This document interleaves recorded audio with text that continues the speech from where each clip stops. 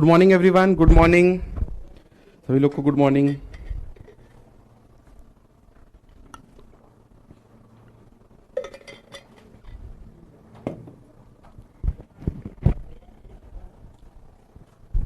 ये पीछे का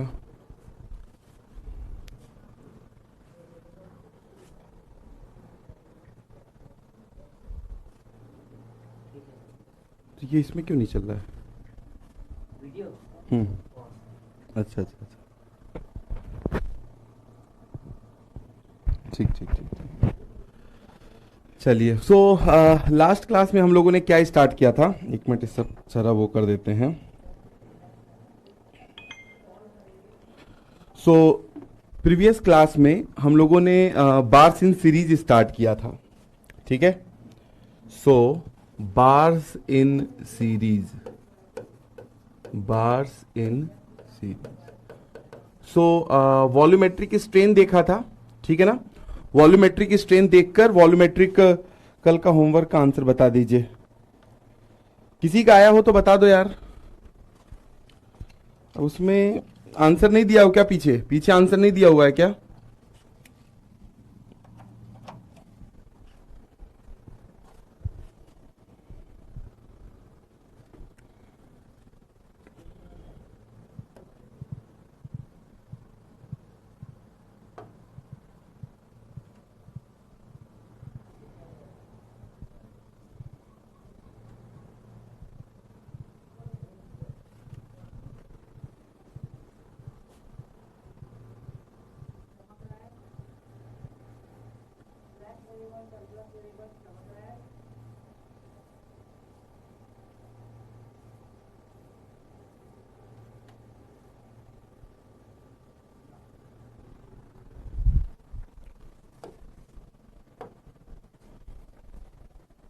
कौन सा क्वेश्चन मैंने होमवर्क दिया था? ये क्वेश्चन होमवर्क दिया था। अब यार इसमें कैलकुलेशन ही है, इसमें क्या आंसर है ना, इसमें कैलकुलेशन ही है। कैलकुलेशन कर लो, अगर कैलकुलेशन सही की होगी तो आंसर सही है, ठीक है ना। अब इसका आंसर अब मुझे निकालना पड़ेगा। अगर पीछे दिया हुआ तो ठीक है, नहीं दिया हुआ तो निकालना पड़ेगा। किसी ने निकाला है तो ठीक है ना। क्या करना ही था यार इसमें? कौन सा मैंने दिया था? ये वाला दिया था? नहीं, ये वाला दिया था कि कौन सा दिया था? दोनों में से कोई एक मैंने दिया था। ये वाला तो मैंने करवा दिया था, दूसरा भी मैंने करवा दिया था, तीसरा वाला मैंने दिया था, ठीक है। ये कितना इजी है यार। ये सिग्मा है, ये लोड है, P अपॉन ये एरिया निकाल दोगे। स्क्वायर है तो 40 गुणे 40 का एरिया हो जाएगा, है ना। ये इतना डिवाइडेड बाई 1600 हो जाएगा, मतलब 40 गुणे 40, तो सिग्मा ए आ जाएगा। गेज लेंथ दिया हुआ है, ठीक है। तो इसमें तो आप लोग निकाल लो, इसमें कोई जरूरत नहीं आंसर वगैरह की। फर्स्ट वाला तो मैंने करवाया ही था यार, फर्स्ट वाला तो मैंने करवाया था ना कल, ठीक है। Tensile load perform 50 millimetre long 18 extern, ये पहला वाला करवाया था मैंने, दूसरा वाला करवाया था, तीसरा होमवर्क दिया था, ठीक है। तो अगर इसमें आंसर नहीं है तो आप लोग इसमें कोई वो जरूरी नहीं है इसका, वो ठीक है ना, सिंपल ही था वो। खाली कैलकुलेशन ही तो करना है यार, कैलकुलेशन ही तो करना है, ठीक है। अगर आपने कैलकुलेटर सही चलाया है तो आंसर सही है, नहीं सही चलाया है तो गलत है, बस, ठीक है। चलो ओके, सो ई की वैल्यू आई है 200 गीगा पास्कल, के की वैल्यू आई है 133.33 और जी की वैल्यू आई है 80। क्या यही सभी का आंसर आ रहा है? अर्थ ने आंसर दिया है भाई, ई का वैल्यू 200 और के का वैल्यू 133.33 और जी का वैल्यू 80। यही आया है क्या सभी का? हाँ, गौतम भी यही कह रहे हैं सर, के का वैल्यू 133.33 है। हाँ तो ठीक है, फिर यही आंसर होगा, ठीक है, यही आंसर होगा। अगर कैलकुलेशन आपका सही है तो बस यही आंसर होगा, ठीक है। चलो, हाँ यही आंसर है ना। तो जिसका आंसर चाहिए था वो ये हो गया। अब हम लोग बात करते हैं बार्स इन सीरीज का। मैंने आप लोगों को केस 1 के बारे में बताया था, ठीक है। अब केस 1 के बारे में हम लोगों ने क्या डिस्कस किया था लास्ट क्लास में, ठीक। यहां पर एक ये बार है, दूसरा ये बार है, तीसरा ये बार है, ठीक है। यहां पर इसमें लोड लग रहा है, मान लेते हैं ये P लोड लग रहा है, ठीक। ये पॉइंट A है, ये हमारा पॉइंट B है, ये हमारा पॉइंट C है, ये हमारा पॉइंट D है, ठीक है। सो ABCD ये हमारे पॉइंट्स हो गए थे, और उसके बाद यहां पर P था, तो यहां पर रिएक्शन भी P आ गया था। इसे मैंने मेंबर 1 बोला था, इसे मेंबर 2 बोला था, इसे मैंने मेंबर 3 बोला था, ठीक है।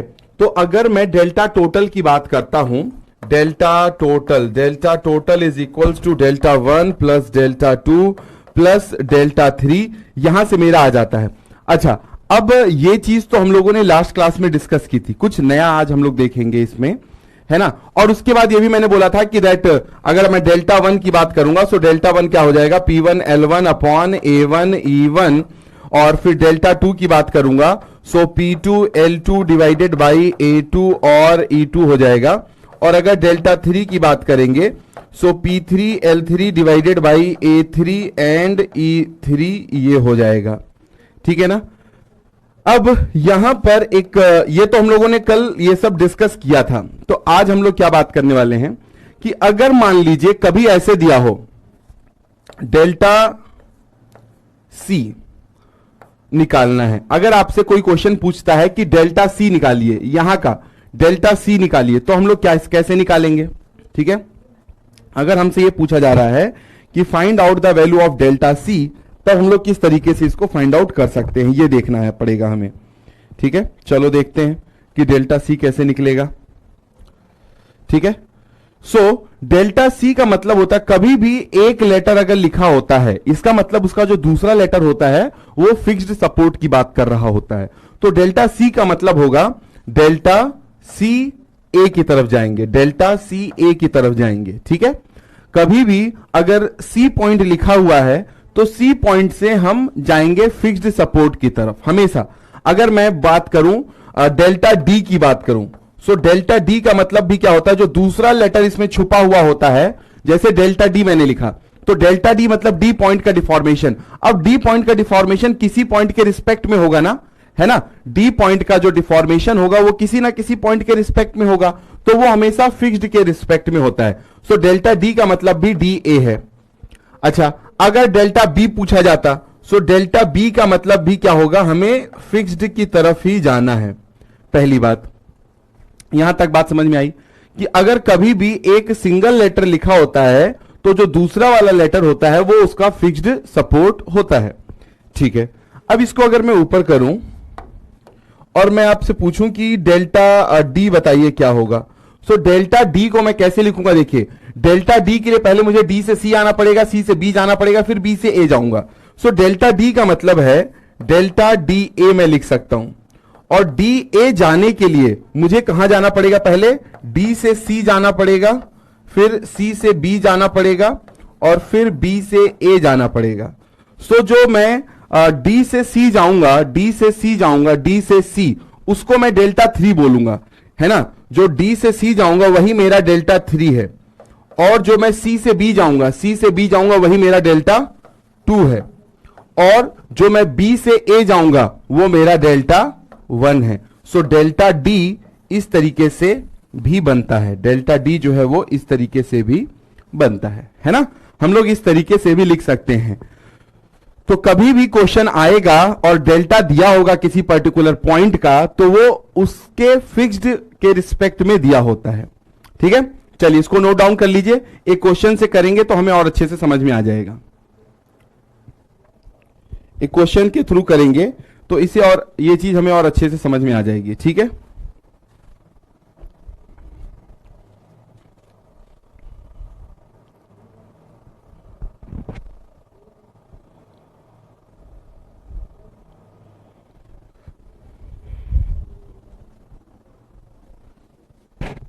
कंप्लीटेड, ये तो मैंने कल बताया ही था, ये सब चीजें तो कल बताई ही थी, बस खाली यही लिखना था, ठीक है, बस खाली यही लिखना था। उसके बाद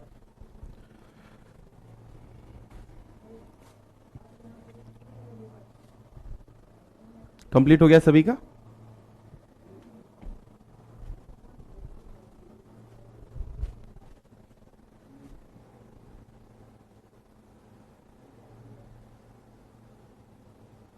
चलो आगे बढ़ते हैं, एक क्वेश्चन देखते हैं एग्जाम्पल के तौर पर, एक क्वेश्चन देखते हैं जिससे ये चीज क्लियर हो जाएगी।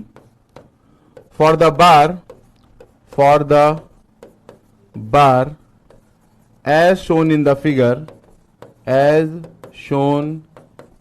The figure, comma determine the determine the deformation at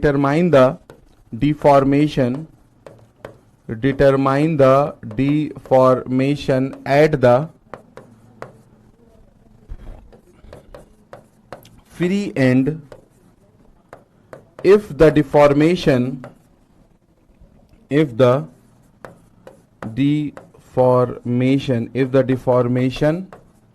at the free end determine the deformation at the free end if the deformation at point C is delta, है ना। अगर C का डिफॉर्मेशन डेल्टा है ना, C point का deformation delta है तो free and का डिफॉर्मेशन कितना होगा, ये हमसे पूछा गया है।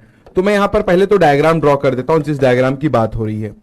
ये हमारा एक पोर्शन है, ठीक है, फिर ये बीच वाला पोर्शन है, देन लास्ट वाला पोर्शन ये है हमारा, लास्ट वाला पोर्शन ये है, और लोड जो है ये लॉन्गिट्यूडनल एक्सिस के अलोंग लग रहा है, मतलब कि ये एक्सियल टाइप का लोड है, एक्सियल लोड है, ठीक है। और जो पॉइंट्स हैं वो ये हैं, ये वाला सेंटर वाला पॉइंट ए हो गया, यहां पर बी हो गया, यहां पर सी हो गया, ये पॉइंट डी है।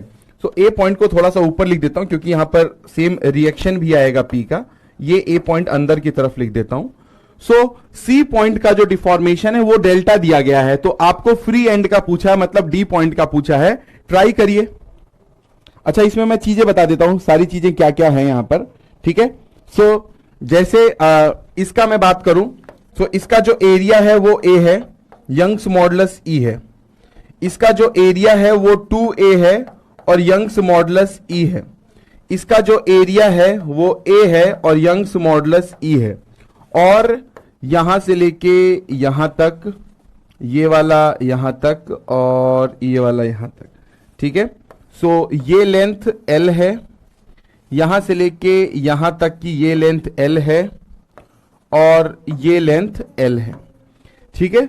सो l इज द लेंथ सबकी बराबर है। इसका क्रॉस सेक्शनल एरिया जो मतलब आपको साइड व्यू में नजर आएगा। अब सबका तो अलग अलग साइड व्यू में बना नहीं सकता, तो मैं अगर आपको साइड व्यू के हिसाब से बताऊं ना, तो ये कुछ ऐसा बनता है। अगर इसका साइड व्यू में देखोगे तो सर्कुलर क्रॉस सेक्शन है, ये वाला इस तरीके का है, ठीक है। ये वाला भी साइड व्यू से देखोगे तो आपको ऐसा नजर आएगा। तो ये सर्कुलर क्रॉस सेक्शन के किसी भी सर्कुलर रॉड को सामने से देखोगे फ्रंट व्यू उसका रेक्टेंगल ही बनता है, ठीक है ना। तो ये मैं हटा रहा हूं, ये आपके समझाने के लिए था कि ये जो रॉड है ये रेक्टेंगुलर नहीं है, ये सर्कुलर रॉड है। साइड व्यू में देखोगे तो आपको ये नजर आएगा।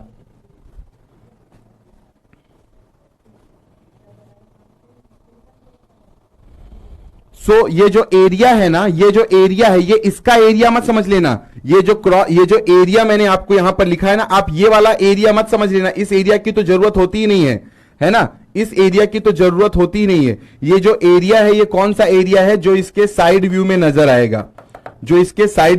आएगा, दिस क्रॉस सेक्शन एरिया ये ए है।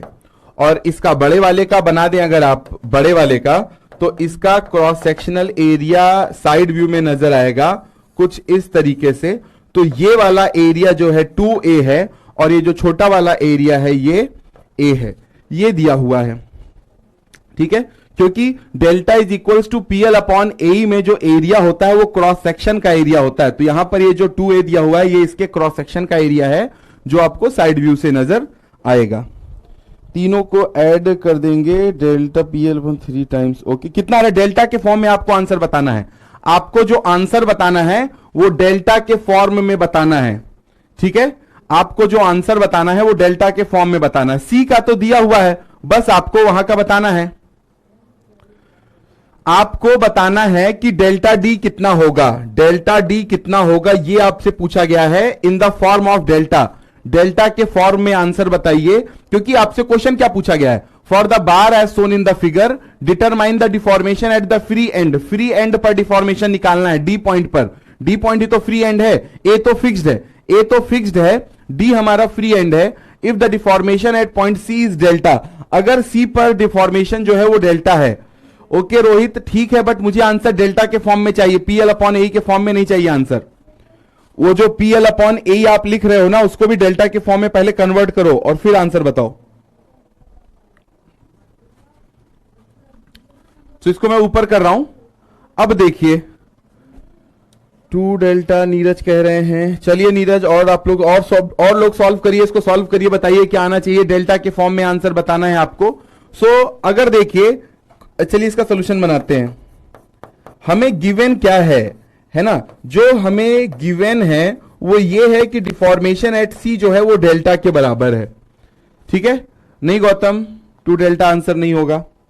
ठीक है, हमें पता है कि सी पॉइंट का जो डिफॉर्मेशन है वो डेल्टा है। तो सी पॉइंट का मतलब क्या होता है, एक बात बताइए, सी पॉइंट का मतलब क्या है? अभी मैंने जस्ट आपको थोड़ी देर पहले बताया, सी का मतलब है कि आपको फिक्स्ड एंड तक आना है। सी का मतलब सी ए दिया हुआ है, और सी ए का मतलब होता है सी से पहले बी आओगे फिर बी से ए आओगे। सी से लेके पहले आप बी आओगे और फिर बी से लेके ए आओगे, तो ये दिया हुआ है डेल्टा। ये आपका ओके अनिकेत आपका आंसर, रुकिए मैं बताता हूं। थोड़ा सा और सही करो, ऑलमोस्ट आप पहुंच रहे हो आंसर के पास। वेरी गुड विशाल, करेक्ट आंसर, करेक्ट। चलिए पहला करेक्ट आंसर मिला विशाल, वेरी गुड। चलिए और लोग भी ट्राई करो, एक करेक्ट आंसर आ चुका है। ठीक है, सी से लेके बी फिर बी से लेके ए तक हम जाएंगे तो वो डेल्टा हो जाएगा, नो प्रभात ये नहीं है। दूसरा दोबारा चेक करिए। अब देखो, अब लेकिन मुझसे पूछा क्या गया है, मुझसे पूछा गया है डेल्टा डी के बारे में। और डेल्टा डी क्या होगा? डेल्टा डी का मतलब डी ए होगा, है ना। और डी ए का मतलब क्या होता है? पहले डी से लेके मैं सी जाऊंगा, फिर मैं सी से लेके बी जाऊंगा, और फिर मैं बी से लेके ए जाऊंगा। तो देखो सी से लेके बी और बी से लेके ए, ये तो क्वेश्चन में ही दिया हुआ है कि डेल्टा के बराबर है। तो ये दोनों चीज तो क्वेश्चन में ही दिया हुआ है कि ये डेल्टा के बराबर है। मुझे क्या निकालना है? डीसी को ये, ठीक है, मुझे क्या निकालना है? डेल्टा डीसी निकालना है। मुझे निकालना है डेल्टा डीसी और डेल्टा में जोड़ देना है, मेरा आंसर आ जाएगा। बस इतना ही काम मुझे करना है, ठीक है ना। तो यहां पर आप एक चीज देखिए, इधर मैं कर रहा हूं इस साइड में, ठीक है। पहले तो आप ये देखो, ये आपने निकाला है ना सी बी और बी ए, अगर मैं इसको ऐसे बोल दूं कि ये 1 है, ये 2 है और ये 3 है, डेल्टा सी का मतलब हो गया delta 2 plus delta 1। Delta C का मतलब क्या हो गया? सी ए, ये हो गया delta 2 plus delta 1 is equals to delta, है ना। अब यहां पर अगर आप देखो, क्या अगर मैं बोलूं P1 कितना है, P2 कितना है, P3 कितना है, सब में लोड बराबर है, क्योंकि बीच में तो कोई लोड लग नहीं रहा है। यहां पर मैं बोल सकता हूं कि भाई P1 जो है P के बराबर है, P2 जो है वो P के बराबर है, P2 जो है वो P के बराबर है, और P3 जो है वो भी P के बराबर है। और क्वेश्चन में दिया हुआ है कि डेल्टा 1 प्लस डेल्टा 2 जो है वो डेल्टा के बराबर है। डेल्टा 1 क्या हो जाएगा? P1 L1 upon A1 E1 plus P2 L2 upon A2 E2 is equals to delta, ठीक है। P1 कितना है P, L1 कितना है L, A1 कितना है A, यंग्स मॉडुलस कितना है E, प्लस P2 कितना है P, L2 कितना है L, A2 कितना है? A2 देखो, A2 मतलब ये वाला एरिया कितना है? 2A है। A2 मतलब सेकंड वाले का एरिया जो कि 2A है, तो यहां पर मैं 2A लिखूंगा, 2A, और E2 कितना है? E है। This is equals to delta, ठीक है। यहां पर अगर हम लोग करेंगे, ये आ जाएगा, इसको वो करेंगे तो ये आ जाएगा 3PL upon 2AE is equals to delta. यहां से मैं लिख सकता हूं कि PL upon AE is equals to 2/3 delta, 2/3 delta. मुझे एक रिलेशनशिप मिल गया, ठीक है। PL upon A is equals to 2/3 delta, ये मुझे पता चल गया। अच्छा, मुझे क्या चाहिए? देखो, मुझे चाहिए डेल्टा D, मुझे ये निकालना है, इसमें से डेल्टा मुझे पता है, डेल्टा DC मुझे चाहिए। एक बात बताइए, क्या डेल्टा DC जो है वो डेल्टा 3 है कि नहीं है? डेल्टा DC देखो, D से लेके C तक आना, यही तो डेल्टा 3 है। अगर ओके शिवम, हाँ आपका भी करेक्ट आंसर आ गया, ठीक है, सेकंड, ठीक है। डेल्टा 3 का मतलब क्या हो जाएगा? Delta 3 is equals to P3 L3 divided by A3 and E3, और P3 कितना है, P है, L3 कितना है, L है, A3 कितना है, A है, E3 कितना है, E है, और PL अपॉन A कितना होता है, ये यहां से पता चल जाएगा कि 2/3 डेल्टा होता है, जस्ट अभी हम लोगों ने निकाला। अब 2/3 डेल्टा डेल्टा में ऐड कर दो, है ना। अब आपको क्या क्वेश्चन में पूछा गया है, delta D. So delta D is equals to delta 3 plus delta, और डेल्टा 3 आ गया है आपका 2/3 डेल्टा प्लस डेल्टा, तो आपका आंसर आ जाएगा 5/3 डेल्टा। ये आ गया आपका आंसर। यस करेक्ट नीरज, प्रखर, ओम। ओम 5/3 होगा, 2 नहीं होगा, 5/3 delta. Delta D is 5/3 delta.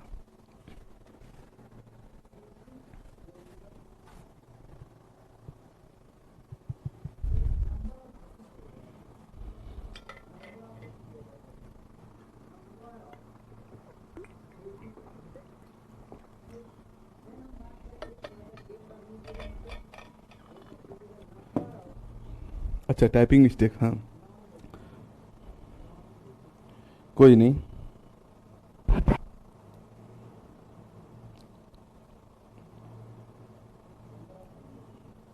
चलिए समझ में आया, किसी को डाउट है तो पूछ लीजिए।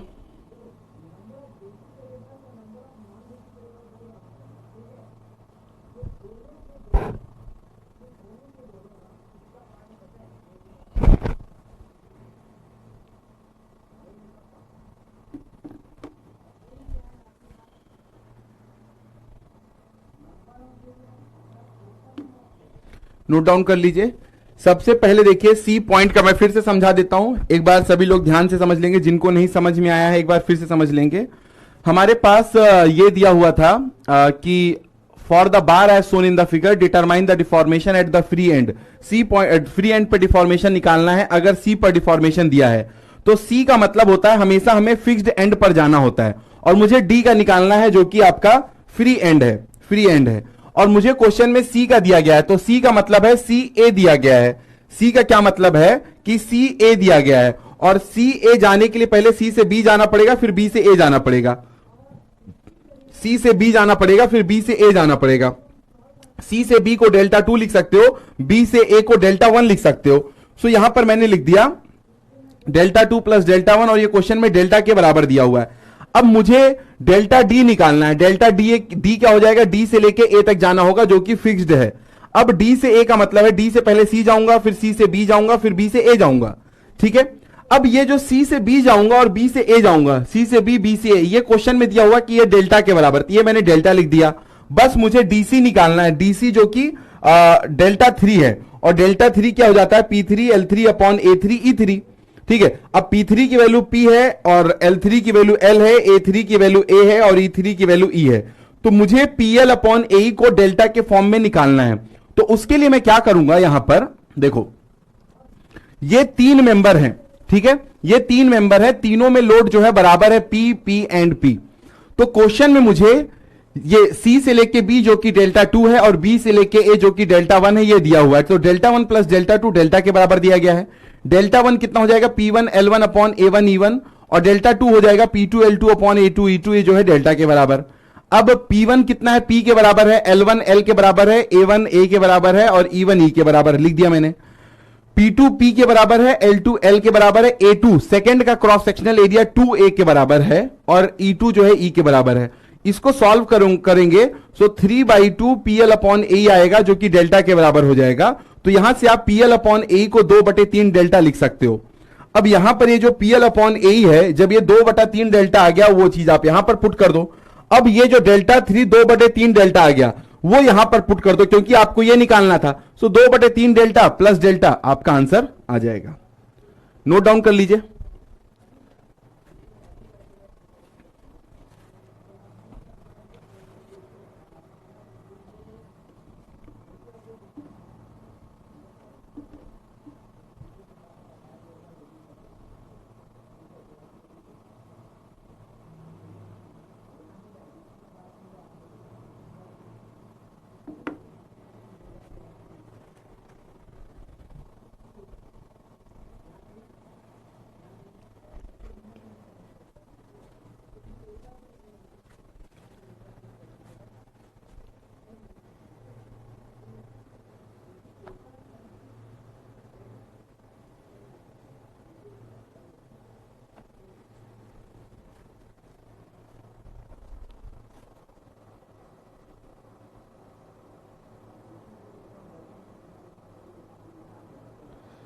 सर डायरेक्ट भी तो डेल्टा का वैल्यू पुट कर सकते हैं ना, 3PL/E।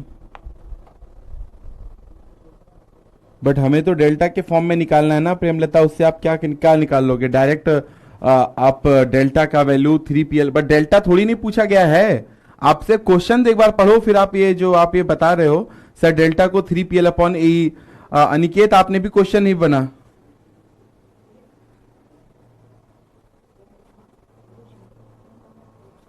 ठीक है, क्वेश्चन देखो क्या पूछा गया है, क्या पूछा गया क्वेश्चन तो देखो पहले।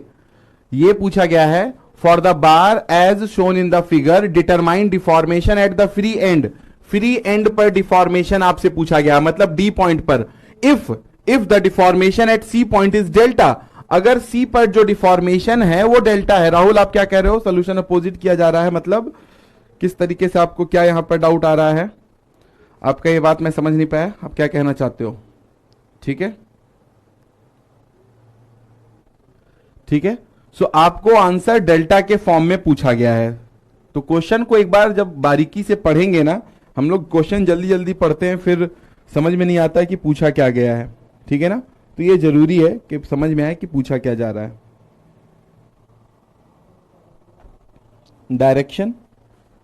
डायरेक्शन अपोजिट, कौन सा डायरेक्शन अपोजिट किया गया है? कोई भी डायरेक्शन अपोजिट नहीं है, कोई भी। कौन सा डायरेक्शन अपोजिट है? हाँ, कौन सा डायरेक्शन अपोजिट है बताइए? कौन सा डायरेक्शन अपोजिट है? अरे भाई फिक्स्ड एंड की तरफ जाना है, किस चीज में आप डायरेक्शन अपोजिट की बात कर रहे हो? सब डायरेक्शन सही है, बताइए कहां पर आपको डायरेक्शन अपोजिट लग रहा है? किस चीज का डायरेक्शन?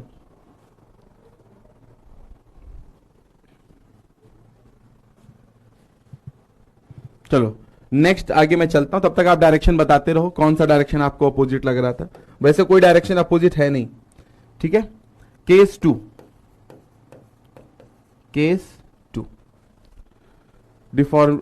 डिफॉर्मेशन मेंबर में हो रहा है या पॉइंट में? अच्छा ठीक है, चलिए। राहुल का जो डाउट है वो पूछ रहे हैं कि सर डिफॉर्मेशन मेंबर में हो रहा है या पॉइंट में हो रहा है? एक बात बताओ राहुल, एक बात बताओ। देखो राहुल नहीं, सभी लोग बताओ, सभी लोग। ये एक मेरा मेंबर है, ठीक है? कोई बात नहीं, कोई बात नहीं। अगर नहीं समझ में आता तो मुझे, इसीलिए देखो मैं क्वेश्चन बता देता हूं ना। क्वेश्चन पढ़ने में दिक्कत होती है, मैं बिल्कुल सही बात कह रहे हो प्रभात कि हिंदी मीडियम में सर क्वेश्चन पढ़ने में दिक्कत होती है। एक बात बताइए, क्वेश्चन लिखने के बाद क्या मैंने समझाया नहीं हिंदी में? क्वेश्चन लिखने के बाद मैंने हिंदी में भी तो बताया है ना कि for the bar as shown in the figure determine the deformation at the free end. मैंने बोला था कि नहीं बोला था कि फ्री एंड पर डिफॉर्मेशन आपसे पूछ रहा है, फ्री एंड पर, है ना? फ्री एंड पर डिफॉर्मेशन पूछ रहा है। अगर सी पॉइंट पर जो डिफॉर्मेशन है वो डेल्टा है तो डी पर कितना होगा? ये चीज तो मैंने समझाई ही थी, है ना? तो क्वेश्चन अगर आपको यहां से नहीं समझ में आया तो मैंने उसके बाद उसको समझाया भी था कि क्वेश्चन एग्जैक्टली पूछ क्या रहा है कि डी पॉइंट का देखो deformation at the free end, free and का डिफॉर्मेशन आपसे पूछ रहा है अगर सी का जो डिफॉर्मेशन है वो डेल्टा है। ठीक है, तो ये चीज था। हाँ, तो अब आगे आते हैं इस बात पर कि डिफॉर्मेशन पॉइंट का हो रहा है कि मेंबर का हो रहा है। तो जब मेंबर में डिफॉर्मेशन होगा, ओके, रामेश्वर कह रहे हैं सर मेंबर में होगा चलो ठीक है, बात करते हैं, फिर मैं बताता हूं, समझाता हूं। तो इसका मतलब फिर अगर मेंबर में होगा तो यहां पर जो अभी आप लोगों ने किया, यहां तो मैंने पॉइंट की बात की, तब आप लोग कंफ्यूज हो गए होंगे, उसी समय आपको बताना चाहिए था ना। चलिए, एक बच्चे ने पूछा तो कम से कम एक बात बताओ, ये रॉड है जिसकी लेंथ एल है, इसके ऊपर मैंने लोड लगाया पी का, इसके ऊपर मैंने लोड लगाया पी का, ठीक है? इसके ऊपर मैंने लोड लगाया पी का, और इसका जो क्रॉस सेक्शनल एरिया है जो कि साइड में है, इसका जो क्रॉस सेक्शनल एरिया जो कि आपको साइड व्यू से नजर आएगा, ये क्रॉस सेक्शनल एरिया ए है, इसका यंग्स मॉडुलस ई है, यंग्स मॉडुलस इसका ई है। तो अगर मैं बोलूं कि ये मेंबर जो है मेरा ए बी मेंबर है, ए बी मेंबर है, ठीक है, ए बी मेंबर है। सो अगर मैं बोलूं deformation of this member, deformation of this member, तो आप बोलोगे कि भाई पीएल अपॉन ए ही हो जाएगा, क्योंकि P लोड लग रहा है, L इसका लेंथ है, क्रॉस सेक्शनल एरिया A है, यंग्स मॉडुलस E है, सो PL अपॉन A इस मेंबर का डिफॉर्मेशन हो गया। ठीक है, इस मेंबर का टोटल डिफॉर्मेशन कितना हो गया? PL अपॉन A हो गया। अच्छा, तो डिफॉर्मेशन होकर वो पहुंचेगा कहां पर? वो मान लीजिए यहां पर पहुंच गया। डिफॉर्मेशन होने के बाद मान लीजिए वो यहां पर पहुंच गया। डिफॉर्मेशन होने के बाद मान लीजिए वो यहां पर पहुंच गया। ठीक है, कितना पहुंच गया? वो जो बी पॉइंट पहले यहां पर था, ये पॉइंट आपका ए पॉइंट है। ठीक है, ए पॉइंट है, ये वाला पॉइंट आपका बी पॉइंट है। अब बी पॉइंट कहां पहुंच गया? यहां पहुंच गया बी डैश। ये डिफॉर्मेशन कितना है? डेल्टा है। ये डिफॉर्मेशन डेल्टा है। तो एक बात बताइए, इस पूरे मेंबर का डिफॉर्मेशन कितना हुआ? डेल्टा हुआ, PL अपॉन ए। अगर मैं बोलूं कि बी पॉइंट का डिफॉर्मेशन कितना हुआ? बी पॉइंट का अगर मैं ये बोल दूं बी पॉइंट का डिफॉर्मेशन कितना हुआ, तो आप ये बोलोगे कि सर बी पॉइंट का जो डिफॉर्मेशन हुआ वो भी डेल्टा ही है और वो PL अपॉन ए ही है। PL अपॉन ए ही है। ठीक है, और बी पॉइंट का जो डिफॉर्मेशन हुआ है वो किसके रिस्पेक्ट में हुआ है? ए के रिस्पेक्ट में हुआ है। बी पॉइंट का जो डिफॉर्मेशन हुआ है वो ए के रिस्पेक्ट में हुआ है, सो वो PL अपॉन ए ही है। PL अपॉन ए ही है ना? हां भाई, जब एक बात बताओ, जब वो ये चीज फिक्स है तो जैसे मेंबर आगे बढ़ा तो उसके करस्पॉन्डिंग पॉइंट भी तो आगे बढ़ रहा होगा। जब मेंबर आगे बढ़ रहा है तो मेंबर में अगर एक पॉइंट चुन लोगे तो वो पॉइंट भी तो उसी के रिस्पेक्ट में आगे बढ़ेगा। बात ये समझिए ना। बी डैश नहीं रामेश्वर, रामेश्वर भाई बी डैश नहीं, बी का डिफॉर्मेशन है, वो बी डैश पर पहुंच गया है, वो तो उसकी फाइनल पोजीशन है। ठीक है, अब देखो, अगर यहीं पर मैं अगर ये बात करता, यहीं पर मैं ये बात करता कि यहां पर लोड लग रहा है एक, ठीक है, अलोंग द लॉन्गिट्यूडनल एक्सिस ये लोड लग रहा है P। ठीक है, तो यहां पर रिएक्शन भी आएगा P का। अब यहां पर पॉइंट A है और यहां पर पॉइंट B है। अब मैंने एक सेंटर में पॉइंट चुन लिया C पॉइंट, है ना, सेंटर पर मैंने एक पॉइंट चुन लिया C पॉइंट। B पॉइंट का डिस्प्लेसमेंट हुआ, तो पॉइंट का हुआ कि नहीं हुआ? मेंबर में हर पॉइंट में सेम डिफॉर्मेशन होगा। प्रखर पूछ रहे हो, वही मैं समझाने जा रहा हूं, ध्यान से सुनो पहले। ठीक है, सो अगर यहां पर, यहां से इसकी लेंथ कितनी है? L है, और यहां पर आपने एक पॉइंट लिया जो कि L/2 डिस्टेंस का था। ठीक है, तो जब आपने P लोड लगाया तो हुआ क्या? देखिए, इस P लोड लगाने की वजह से हुआ क्या? ये मेंबर आगे खिसक गया। कितना से आगे खिसक गया? D। तो B पॉइंट का जो डिफॉर्मेशन हुआ वो कितना हुआ? सो अगर मैं बोलूं डेल्टा B का जो डिफॉर्मेशन हुआ उसको आप BA भी लिख सकते हो, BA भी लिख सकते हो, या इसको यही डिस्टेंस कितना हो जाएगा? ये BB डैश डिस्टेंस हो जाएगा। B कहां पहुंच गया? BB डैश पर पहुंच गया। B कितना आगे बढ़ गया? BB डैश डिस्टेंस आगे बढ़ गया। ठीक है, डिफॉर्मेशन कितने के बराबर है? ये डेल्टा के बराबर है। कितना हो जाएगा? ये PL अपॉन A हो जाएगा। तो बहुत अलग अलग तरीके से इस चीज को लिख सकते हो। डिफॉर्मेशन जो पूरे मेंबर का हुआ वो भी इतना ही हुआ। B का कितना हुआ? B जो है वो आगे बढ़ के B डैश पर पहुंच गया, तो B कितना आगे बढ़ गया? BB डैश आगे बढ़ गया, जिसको मैं डेल्टा बोल रहा हूं। BB डैश जो डेल्टा के बराबर है। B को मैं BA भी बोल सकता हूं, और लोड के रिस्पेक्ट में लिखूं तो PL अपॉन A भी लिख सकता हूं। अब मैंने पॉइंट C लिया, पॉइंट C लिया, तो जैसे B पॉइंट आगे बढ़ा है वैसे ही मेरा C पॉइंट भी तो आगे बढ़ा होगा, है ना। जैसे B पॉइंट आगे बढ़ा है वैसे C पॉइंट भी तो आगे बढ़ के C डैश पर पहुंचा होगा, है ना। C पॉइंट भी आगे बढ़ के पहुंचा होगा। अब मैं अगर जानना चाहूं कि C का डिफॉर्मेशन कितना है, तो आप क्या बोलोगे? C का डिफॉर्मेशन CA बोलोगे। C का क्योंकि डिफॉर्मेशन किसी का भी होता है ना, वो फिक्स के रिस्पेक्ट में ही होता है, क्योंकि फिक्स वाला तो आगे बढ़ ही नहीं सकता ना भाई। देखो, अगर मैं वरना क्या होगा? रिलेटिव हो जाएगा फिर। जैसे अगर मैं B का डिफॉर्मेशन देखूंगा तो A के रिस्पेक्ट में क्यों देख रहा हूं? क्योंकि A वहीं पर रुका हुआ है। हम गाड़ी चलाते हैं, हमारी 60 की स्पीड है, अर्थ के रिस्पेक्ट में है ना, हमारे लिए वो रुकी हुई है ना भाई। रोड तो आगे नहीं बढ़ रहा है उसी रफ्तार से ना, तो एक के रिस्पेक्ट में जो रुका होता है उसके रिस्पेक्ट में हम लोग निकालते हैं। तो B पॉइंट का जो डिफॉर्मेशन है वो A के रिस्पेक्ट में निकाल रहे हैं। अब अगर मैं C का बोलूं तो C का C A तक आ जाएगा। अब यहां पर C पॉइंट पर लोड कितना है? सेम लोड होगा, आप सेक्शन लगाकर देख लो। तो यहां पर जो लोड होगा वो P होगा, बट C पॉइंट से A पॉइंट की जो लेंथ है वो L/2 है। सो PL अपॉन AE। सो ये PL अपॉन AE था, यहां पर PL अपॉन 2 AE है, तो ये डेल्टा बाई 2 के बराबर होगा, ये डेल्टा बाई 2। सो ये जो C पॉइंट है ये कितना मूव किया? ये आगे मूव किया, डेल्टा बाई 2 मूव किया, डेल्टा बाई 2 मूव किया ये, ठीक है। सो ये मूव किया, तो पॉइंट भी मूव करते हैं भाई, पॉइंट भी मूव करते हैं। पूरा मेंबर का डिफॉर्मेशन तो होता है, पॉइंट का भी होता है, इसीलिए मैंने बोला पॉइंट का फिक्स के रिस्पेक्ट में निकालो। बात समझ में आई? तो मेंबर का भी डिफॉर्मेशन हो रहा है, पॉइंट का भी आप निकाल सकते हो। जैसे सी पॉइंट सी डैश पर पहुंच गया, तो इनके बीच में डिस्टेंस कितना हो गया? ये डेल्टा बाई 2 मूव किया, ये डेल्टा मूव किया। ऐसे ही कोई पॉइंट आप यहां ले सकते हो डी, वो हो सकता है वो और कम मूव करेगा, है ना, डी डैश। तो यहां पर आप ऐसे करके निकाल सकते हो, डेल्टा डी का मतलब डी ए, और ये लेंथ मान लीजिए एल बाई 4 है, तो उसके तरीके से आप निकाल सकते हो। बात समझ में आ गई?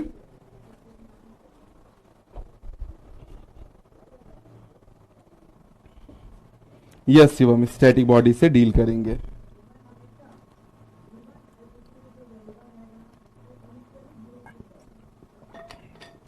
क्लियर हो गया सभी का? सारे डाउट्स क्लियर हो गए? ठीक है, सारे डाउट्स क्लियर हो गए, है ना। तो मेंबर का डिफॉर्मेशन तो होता है, ये जो मेंबर का डिफॉर्मेशन होता है मतलब वो फ्री एंड का डिफॉर्मेशन है। जब भी हम बात करते हैं ना मेंबर का टोटल डिफॉर्मेशन, मेंबर का जब हम बात करते हैं टोटल डिफॉर्मेशन, तो मेंबर के फ्री एंड का डिफॉर्मेशन को मेंबर का टोटल डिफॉर्मेशन बोलते हैं। और मेंबर के फ्री एंड पे जो पॉइंट होगा वो उस पॉइंट का भी डिफॉर्मेशन हो जाएगा। अच्छा, मेंबर के अंदर कोई पॉइंट लेते हो तो वो अपने हिसाब से आगे पीछे मूव करता है। Sir if load is applied on the point then how the effect, वो वही मैं करने जा रहा हूं सौतिक, वही मैं करने जा रहा हूं। अभी ये समझ में आया कि नहीं आया? आप लोग के डाउट्स बढ़ते जाते, मैं कह हाँ रहा हूं, मैं उस पर आता हूं सौतिक, आपके उस पर, ठीक है। कि अगर क्या कहां पर sir load applied then how the effect of point A is equals to, क्या कहना चाहते हैं? If the load is applied on point then how the effect on point B, effect on point B is equals to effect on point A. ये आप confuse हो गए Sautik? Effect of point B is equals to effect of point A. अच्छा, ये तो आप बहुत basic में चले गए यार, बहुत ज्यादा उसमें चले गए। तो मैंने बहुत पहले समझाया था यार, कि जब आप ये पूछ रहे हो कि जो बी पर लोड लग रहा है वो सेम इफेक्ट ए पर कैसे आ रहा है, अरे यार ये तो आप एकदम गलत बात कर दी है, ठीक है। वो तो यार स्टैटिक इक्विलिब्रियम इक्वेशन से हो रहा है ना। आप ये पूछ रहे हो कि जो लोड मैंने बी पर लगाया वो सेम ए पर कैसे आ गया, ये जो मैंने बी पर लगाया वो ए पर कैसे? अरे यार ये रिएक्शन है मेरे भाई, ये रिएक्शन है यार, हाँ ये तो रिएक्शन हो गया ना। आप दीवाल को धक्का दोगे तो दीवाल भी तो आपको सेम रिएक्शन देगी ना। आप अगर जमीन पर खड़े हो, है ना, जमीन पर खड़े हो, आपका वजन अगर 70 किलो है मास आपका, तो आपका जो वेट होगा 70 इंटू 10 कर दूं मैं, जी को 10 मान लूं, तो 700 न्यूटन आपका वेट है। तो आप जमीन पर 700 न्यूटन का फोर्स लगा रहे हो, तो अर्थ आपके ऊपर 700 न्यूटन का रिएक्शन देगा ना।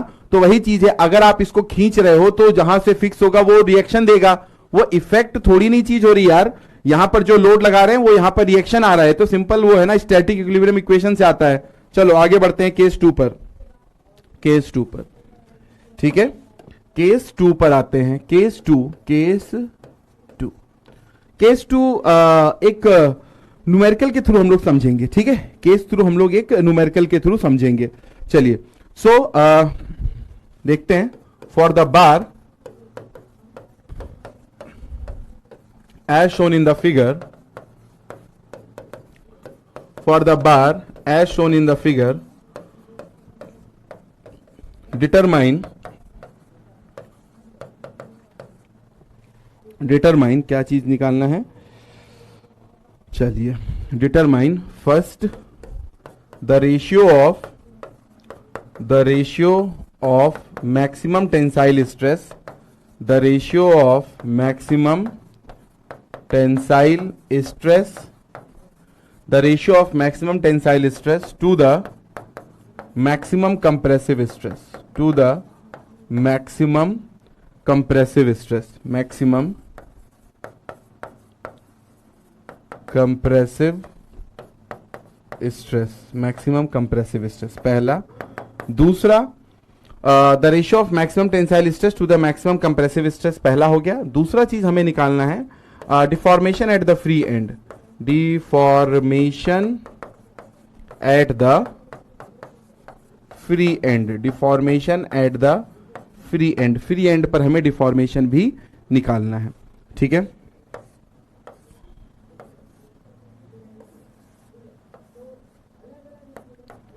ये हो गया। ठीक, ये इस तरीके से यहां पर चला गया एक मेंबर। दूसरा मेंबर ये है,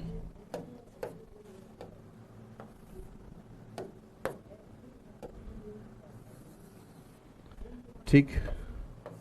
तीसरा मेंबर ये है, यहां पर फिक्स्ड है, यहां पर फिक्स्ड है। ठीक है, यहां पर फिक्स्ड है।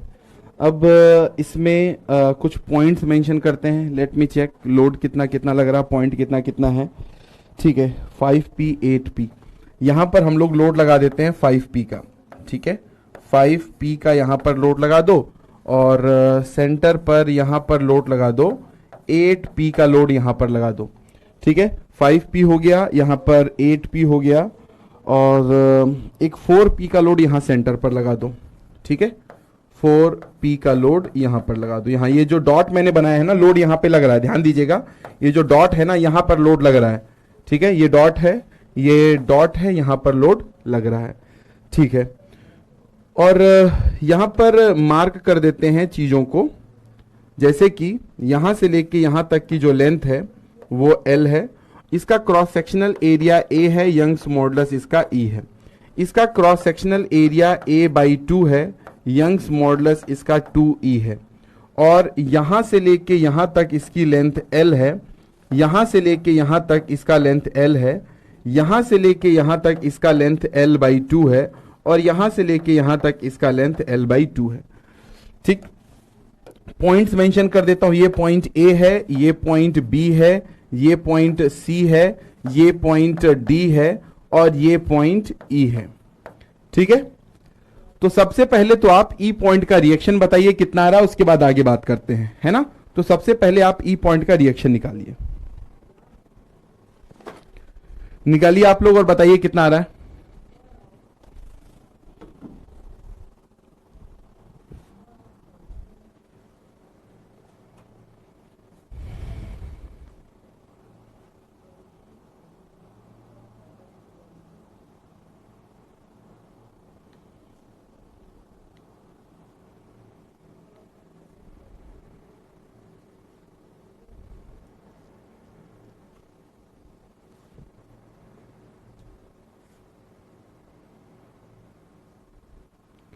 पांच इधर जा रहा, 5 4 9 9 इधर आ रहा है और 8 पेच 1p। ठीक है, सो अगर आप देखो 5 इधर आ रहा है, 4 इधर आ रहा है, तो 5 4 9 9 इधर आ रहे हैं, है ना। 9p का जो है वो इधर की तरफ है, 9p का इधर की तरफ है और 8p का इधर की तरफ है। तो जो नेट होगा, नेट की अगर मैं बात करूं, सो नेट लोड जो होगा वो p का इधर की तरफ होगा, वो p का इधर की तरफ होगा। तो रिएक्शन जो है ये इधर की तरफ लग जाएगा, रिएक्शन जो है वो अपोजिट, रिएक्शन हमेशा नेट लोड के अपोजिट लगता है। ठीक है, सो 9p इधर है और 8p इधर है, तो 9 माइनस 8 जो है p का लगेगा इधर, p का लगेगा इधर। अगर p का इधर लग रहा है तो इसका अपोजिट में रिएक्शन यहां पर आ जाएगा। ठीक है, चलो सब लोग सबको नोट डाउन कर लो। देखो मैं बता देता हूं क्या पूछा जा रहा है, ratio of maximum tensile stress to maximum compressive stress. ठीक है, पहले तो इसमें देखना है कि टेंसाइल जो खींचने वाला लोड है वो कितना है, और फिर कंप्रेसिव का स्ट्रेस और deformation at the free and. यहां पर फ्री एंड कौन सा है, ए पॉइंट है, हमें ए पॉइंट पर डिफॉर्मेशन निकालना है और ए पॉइंट मतलब फ्री एंड पर निकालना है, और फ्री एंड कौन सा है, ए पॉइंट है, वहां पर हमें निकालना है। ठीक है ना, चलिए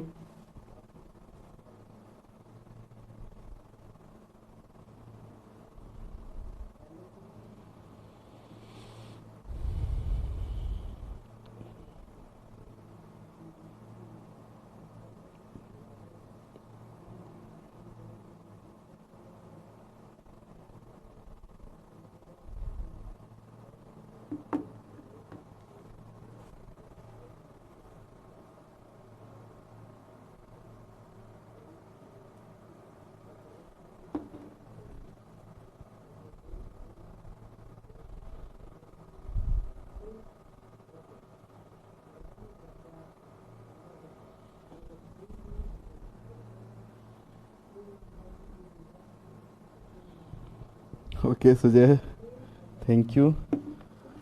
सही बात। हाँ देखिए, है ना, पढ़ाई हमें इस तरीके से करनी चाहिए ना कि एक बार हम पढ़े तो हमारा सारा एग्जाम निकल जाए। हाँ ठीक है, बस यहाँ पर हम लोग क्वेश्चन उस पर्टिकुलर एग्जाम और उन सब चीजों के नहीं कर पाते हैं, ठीक है, बट फोकस ये रहता है कि अगर आप पढ़ रहे हो तो ऑलमोस्ट आपका सारा चीज कवर हो जाए थ्योरेटिकल पॉइंट ऑफ व्यू से। न्यूमेरिकल पॉइंट ऑफ व्यू से फिर आपको अपने तरफ से एफर्ट डालना पड़ेगा, है ना। बट हाँ, एसएससी जेई और ए लेवल के तो क्वेश्चन हम लोग यहां पर करेंगे ही करेंगे पूरा। मेंबर 1 का एरिया मेंबर 1 का ए है, यंग्स मॉडुलस ई है। मेंबर 2 का एरिया a/2 है और 2e है, ठीक है। अब हमें क्या करना, एक बात बताइए, आप लोगों ने कल 3 कंडीशन देखी थी, है ना। आप लोगों ने कल जो है मैंने आप लोगों को 3 कंडीशन बताया था। कौन कौन सा? प्रिज्मेटिक होना चाहिए। तो क्या ये प्रिज्मेटिक है? नहीं है। तो प्रिज्मेटिक बनाने के लिए इसे हमें 3 पार्ट में तोड़ना पड़ेगा, 1 पार्ट, 2 पार्ट और 3 पार्ट। तो प्रिज्मेटिक में हमें बनाने के लिए इसको 3 पार्ट में तोड़ना पड़ा। और अगर मैं बोलूं सेम मटेरियल, तो सेम मटेरियल देखो, यहां पर मटेरियल अलग है, यहां पर अलग है और यहां पर अलग है ना। अच्छा, ये इसका भी ए और ई है, इसका भी ए और ई है ना। लास्ट वाले का भी ए और ई है, लास्ट वाले का भी ए और ई है। अच्छा, मतलब मेंबर 1 आप उसको कह रहे थे, ठीक है, मुझे लगा मैं इधर से मेंबर 1 समझ रहा था, ठीक है, ए और ई है। सो इसको मुझे कितने पार्ट में तोड़ना होगा? क्योंकि देखिए, प्रिज्मेटिक बनाने के लिए तो 3 पार्ट में तोड़ना पड़ा, लेकिन क्या प्योर एक्सियल लोडिंग बनाने के लिए इसको कितने पार्ट में तोड़ना पड़ेगा बताइए? प्योर एक्सियल लोडिंग बनाने के लिए इसको कितने पार्ट में तोड़ना पड़ेगा? तो देखो, इस वाले पार्ट में ये प्योर एक्सियल लोडिंग है, बिल्कुल है। अगर ये लोड नहीं होता, अगर ये लोड जो बीच में लग रहा है ये नहीं होता, तब ये पूरा का पूरा एक मेंबर हम मान लेते हैं प्योर एक्सियल लोडिंग के लिए। लेकिन बीच में लोड लगने की वजह से इसको 2 पार्ट में तोड़ना पड़ेगा, 1 2 3। और वैसे ही अगर ये बीच में नहीं होता तो ये पूरा का पूरा 1 होता। अब क्योंकि बीच में लोड लग गया है तो इसको भी 2 पार्ट में तोड़ना पड़ेगा। तो 1 2 3 4 5, टोटल 5 पार्ट में तोड़ना पड़ेगा, तब जाके तीनों कंडीशन सेटिस्फाई होगी। दैट प्योर एक्सियल लोडिंग और सेम मटेरियल एंड प्रिज्मेटिक, ये तीनों कंडीशन सेटिस्फाई कराने के लिए 5 पार्ट में तोड़ना पड़ेगा। तो मैं इधर से लेके चलता हूं, लेफ्ट साइड से, ठीक है ना। तो मैंने मान लिया भाई कि ये मेरा मेंबर नंबर 1 है, ये वाला मेरा मेंबर नंबर 2 है, ये वाला मेरा मेंबर नंबर 3 है, ये वाला मेंबर नंबर 4 है, ये वाला मेंबर नंबर 5 है, ठीक है। तो मैं क्या करूंगा, सबसे पहले मैं निकालूंगा P1 का मतलब है load in the A B member, load in the A B member, ये P1 होगा। तो उसके लिए मैं क्या करूंगा, यहां पर एक सेक्शन लूंगा, यहां पर एक सेक्शन लूंगा। अब इस सेक्शन के लेफ्ट हैंड साइड देखूंगा तो 5P का लोड है। तो मुझे राइट देखने की जरूरत है क्या? क्या राइट देखने की जरूरत है? नहीं है यार। 5P प्लस या माइनस में, चलिए बताइए, 5P ये प्लस में आएगा या माइनस में आएगा? और इधर से भी देखना चाहते हो ना, देखो 8P का इधर है और ये इधर P, 8P और ये P, 9P, 9 में से 4 गया 5P। तो ये पॉजिटिव का 5P आएगा, क्योंकि सेक्शन से दूर जा रहा है, सेक्शन से दूर जा रहा है तो पॉजिटिव का आ जाएगा, है ना। अब आते हैं यहां पर, अब आते हैं सेकेंड पार्ट में। सेकेंड पार्ट में मतलब load in the BC member की बात करते हैं, load in the BC member बात करते हैं, जो कि P2 हो जाएगा। सो क्या यहां पर अभी बीच में कोई लोड और आया क्या? नहीं आया। तो अभी भी 5P ही होगा, अभी भी 5P होगा, क्योंकि यहां लो, क्योंकि इसके इधर अभी बीच में तो कोई लोड और आया ही नहीं। तो यहां पर भी आंसर कितना होगा? 5P प्लस का होगा। इधर से देख लो, अभी भी वही सेम चीज, सेम कहानी है। तो ये तो 2 जगह लोड हो गया।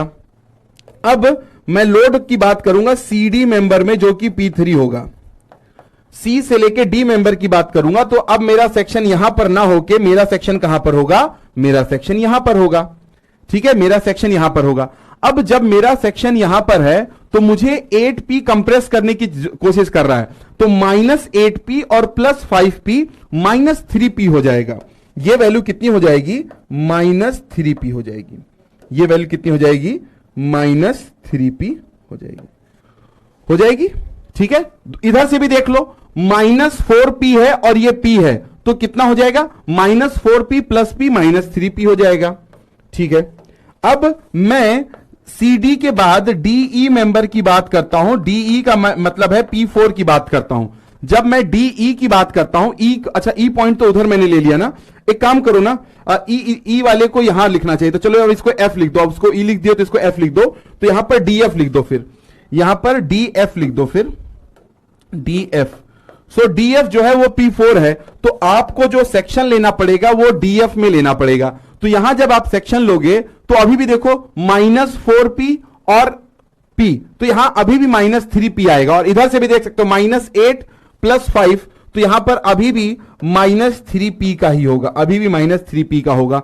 और लास्ट अगर मैं बात करूं कि load in the F E member, जो कि मेरा P5 हो जाएगा। सो P5 के लिए हमें क्या करना है, P5 के लिए हमें यहां पर एक सेक्शन लेना है लास्ट वाले पार्ट में। तो लास्ट वाले में बस एक ही लोड राइट हैंड साइड दिख रहा है, कितना दिख रहा है, P का दिख रहा है ना, एक ही दिख रहा है P का। और इधर से भी अगर आप देखना चाहते हो, सो -8 + 4, -8 + 4 हो जाएगा -4, और +5 करेंगे तो 1 आ जाएगा। ई को बदल दें, चलो यार बदल लो यार, जैसा मर्जी है वैसा कर लो यार, चलो ठीक है, हाँ सीक्वेंस में चलेगा, तो आप चाहो तो चेंज कर लो, चाहो तो चेंज कर लो, ठीक है, ई एफ कर लो, तो फिर इसको सब भी चेंज करना पड़ेगा। जो जैसा लिख लिया बदलने की जरूरत नहीं है, अब जिसने जो ऐसे लिखना चाहता लिख लो, जो बदलने की जरूरत नहीं है, डी से लेके ई तक, फिर ई से लेके एफ तक, ठीक है। अब कोई लिख लिया है तो बदलने की जरूरत नहीं है, अगर नहीं लिखा है तो बदल लो, ठीक है। तो अब सीक्वेंस में हो जाएगा ना, A B C D E F ऐसे करके हो जाएगा। तो ये मुझे लोड पता चल गया, मुझे यहां से लोड पता चल गया, है ना।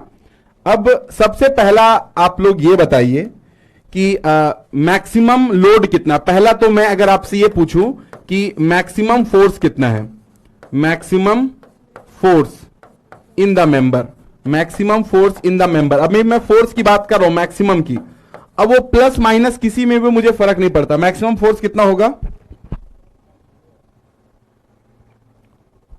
तो मैक्सिमम फोर्स इसको देखकर नहीं बताना है, इसको देखकर बताओगे तो आप बोल दोगे सर 8P लग रहा है हमें, तो यहां पर 8P लग रहा है, बट कल ही मैंने बताया था मैक्सिमम फोर्स इसको देखकर कभी नहीं बताया जाता है, मैक्सिमम फोर्स हमेशा इसे देखकर बताया जाता है, ठीक है। तो 5P का है, मैक्सिमम फोर्स कितना है, 5P का है।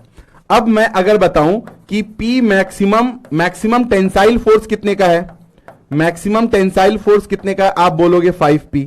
और अगर मैं बोलूं कि मैक्सिमम कंप्रेसिव कितने का है, मैक्सिमम कंप्रेसिव कितने का है, मैक्सिमम कंप्रेसिव है ना। मैक्सिमम टेंसाइल तो आपने देख लिया भाई, जो पॉजिटिव का सबसे बड़ा वैल्यू है वो आपका मैक्सिमम टेंसाइल हो जाएगा 5P। अब मैक्सिमम कंप्रेसिव जो निगेटिव का सबसे बड़ा वैल्यू है, सो -3P हो जाएगा, -3P हो जाएगा, ठीक है, -3P हो जाएगा।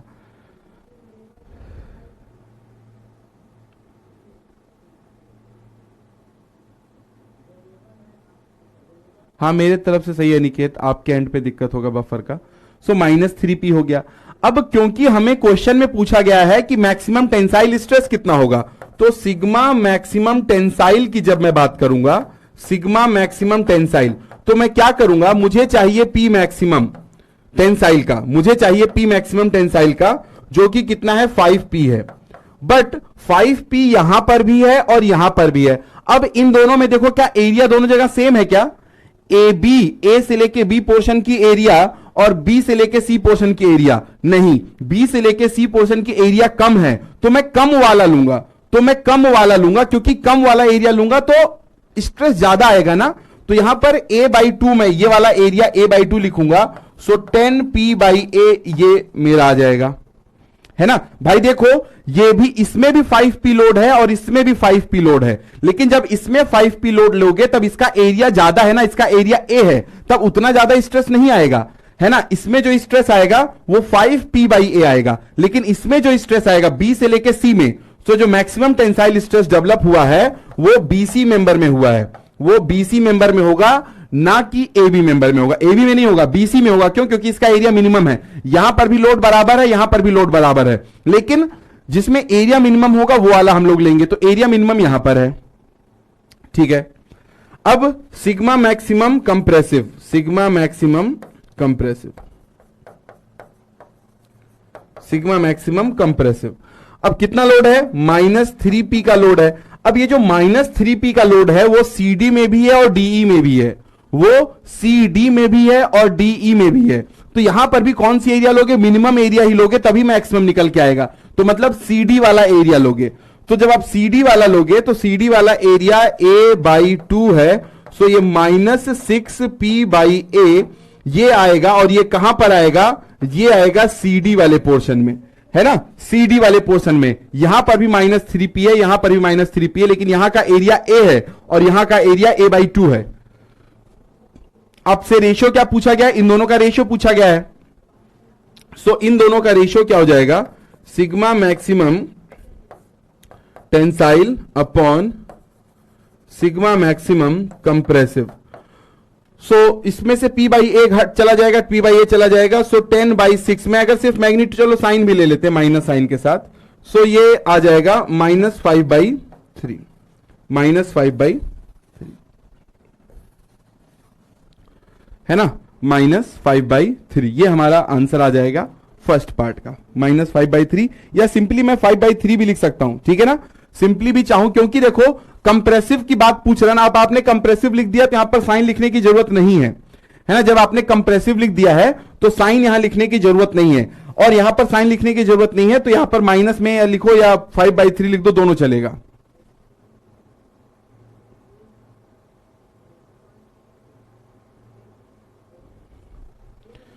समझ में आया?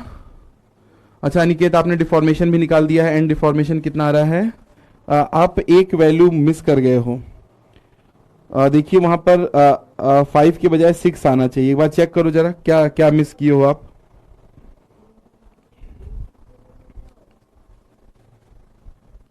सर A/2 तो BD का है ना,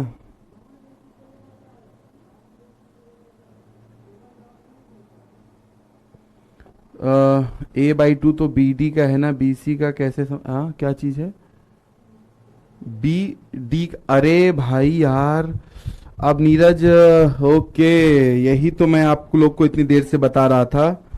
चलिए मैं मुझे लग रहा था किसी ना किसी को ये डाउट जरूर आ रहा होगा। सिग्मा CD के इक्वल मीन्स, सिग्मा CD के इक्वल मीन्स, चलो समझाता हूं। अब आप ये कह रहे हो कि सर ये जो A/2 है वो BD का है ना सर, सिग्मा CD की। चलिए जो दो डाउट आ रहे हैं इसको मैं भी क्लियर करता हूं पहले तो, ठीक है। चलो इधर आ जाओ।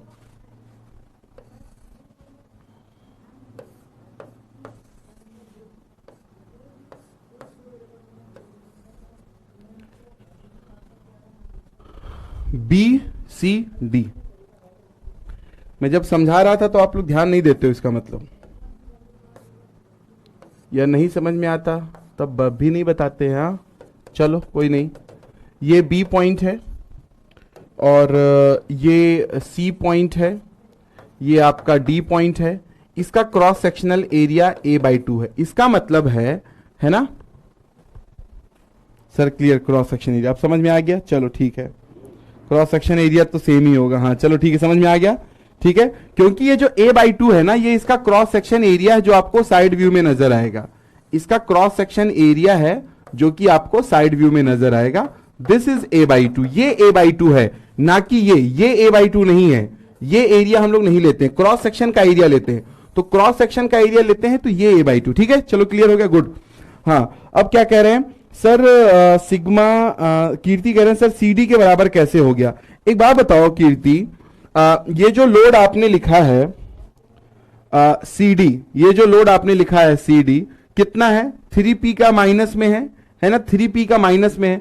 इसका मतलब C से लेके D तक पूरे पोर्शन में ये माइनस है ना, C से लेके D तक पूरे पोर्शन में ये -3p का है, और पूरे पोर्शन का एरिया भी सेम ही है। एक बात बताओ, अगर यहां पर मैं एक सिंपल सा लॉजिक लगाऊं कि अगर मेरे पास यहां पर मैं लोड लगा रहा हूं P, या चलो P छोड़ो, यहां पर मैं लोड लगा रहा हूं कंप्रेसिव का 3p। अब मुझे माइनस लिखने की जरूरत नहीं है क्योंकि मैंने साइन ऐसा बना दिया है, ठीक है। तो यहां पर कंप्रेसिव का 3p लग रहा है, और इसका क्रॉस सेक्शनल एरिया जो साइड व्यू से आपको नजर आएगा, साइड व्यू से जो आपको नजर आएगा, तो ये मैंने क्रॉस सेक्शनल एरिया ले लिया भाई, ये a/2 ले लिया। ठीक है, अब इसको मैंने क्या बोल दिया, ये C है और ये D है, ये C है और ये D है। तो अगर आपको स्ट्रेस निकालना है सिग्मा, सो वो कितना हो जाता है 3p, तो इसका लोड है जो कि माइनस में है, और एरिया कितना है a/2 है, तो ये -6p/a का तो स्ट्रेस हो जाएगा। अब ये जो 3p लोड है, ये C से लेके D तक कोई भी सेक्शन ले लो, हर एक सेक्शन पर सेम लोड है, बताइए। अब ये C से लेके D तक कोई भी सेक्शन उठा लो, हर एक सेक्शन पर -3p का लोड होगा, और अगर हर एक सेक्शन पर -3p का लोड होगा और कोई भी सेक्शन उठा लो, क्या उसका क्रॉस सेक्शनल एरिया यही होगा, है ना? कोई भी सेक्शन उठा लो, क्या उसका क्रॉस सेक्शनल एरिया यही होगा? बिल्कुल होगा। और कोई भी सेक्शन उठा लो, उसके ऊपर -3p का लोड होगा। तो क्या ये मैं बोल नहीं सकता कि C से लेके D तक कोई भी क्रॉस सेक्शन उठा लो, उसका स्ट्रेस यही होगा? ठीक है,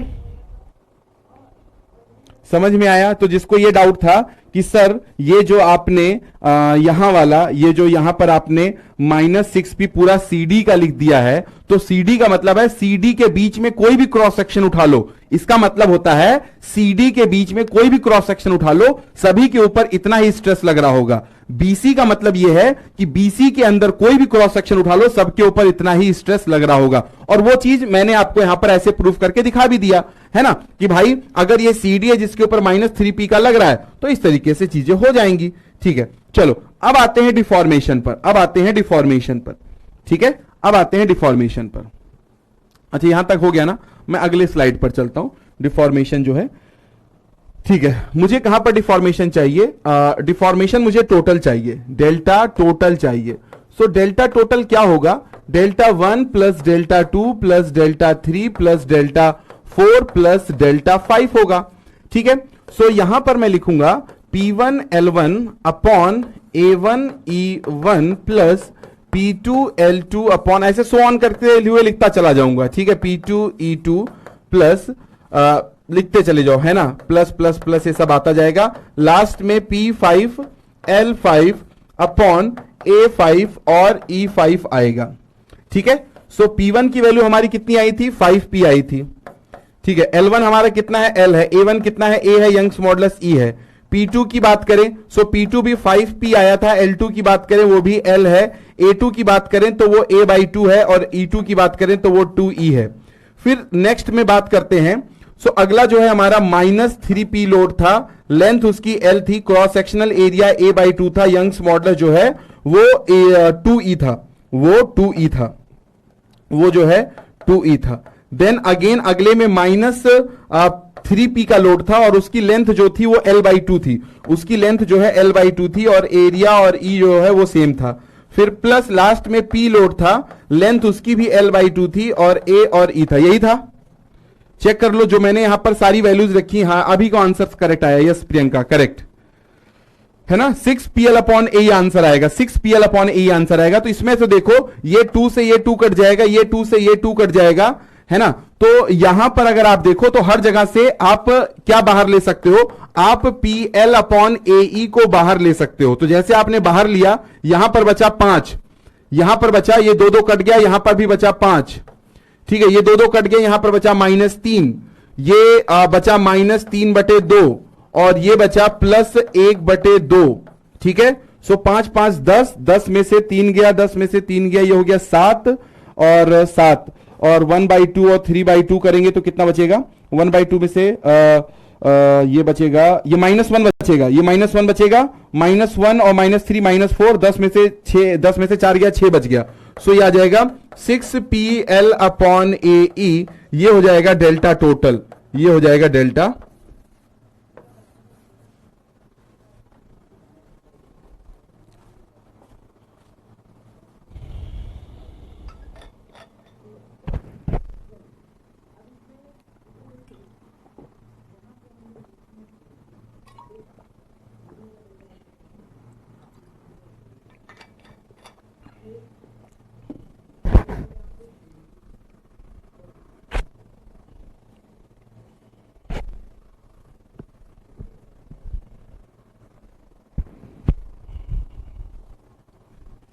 बात समझ में आ गई सभी को? 6pl अपॉन ए आ जाएगा ये आंसर। ठीक है, हमें कुछ नहीं करना है। P1 की वैल्यू जो अभी हम लोगों ने लिखी थी, P1 की वैल्यू 5P थी, वो लिख दिया। L1 की वैल्यू L थी, A1 की वैल्यू A थी, E1 की वैल्यू E थी। फिर P2 की वैल्यू भी 5P थी, L2 की वैल्यू भी L थी, और A2 की वैल्यू A/2 थी, और E2 की वैल्यू 2E थी, वो लिख दिया। फिर P3 की वैल्यू जो है -3P थी, इसलिए यहां पर मैंने पहले माइनस साइन लगा दिया, क्योंकि प्लस और फिर माइनस लिखते तो माइनस ही बन जाता। -3P, उसकी भी L3 कितना था, L था, और A3 कितना था। अब A3, ये सारी चीजें मैं कहां से बोल रहा हूं, ये देखो, ये कहां गया, ये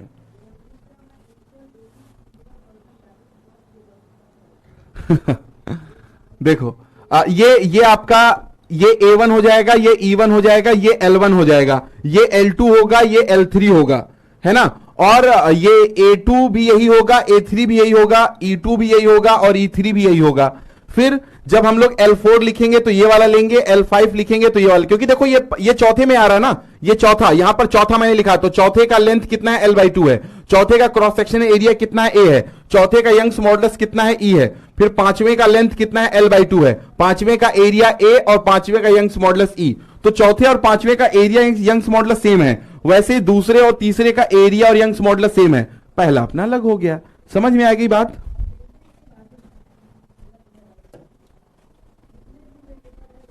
क्लियर हुआ?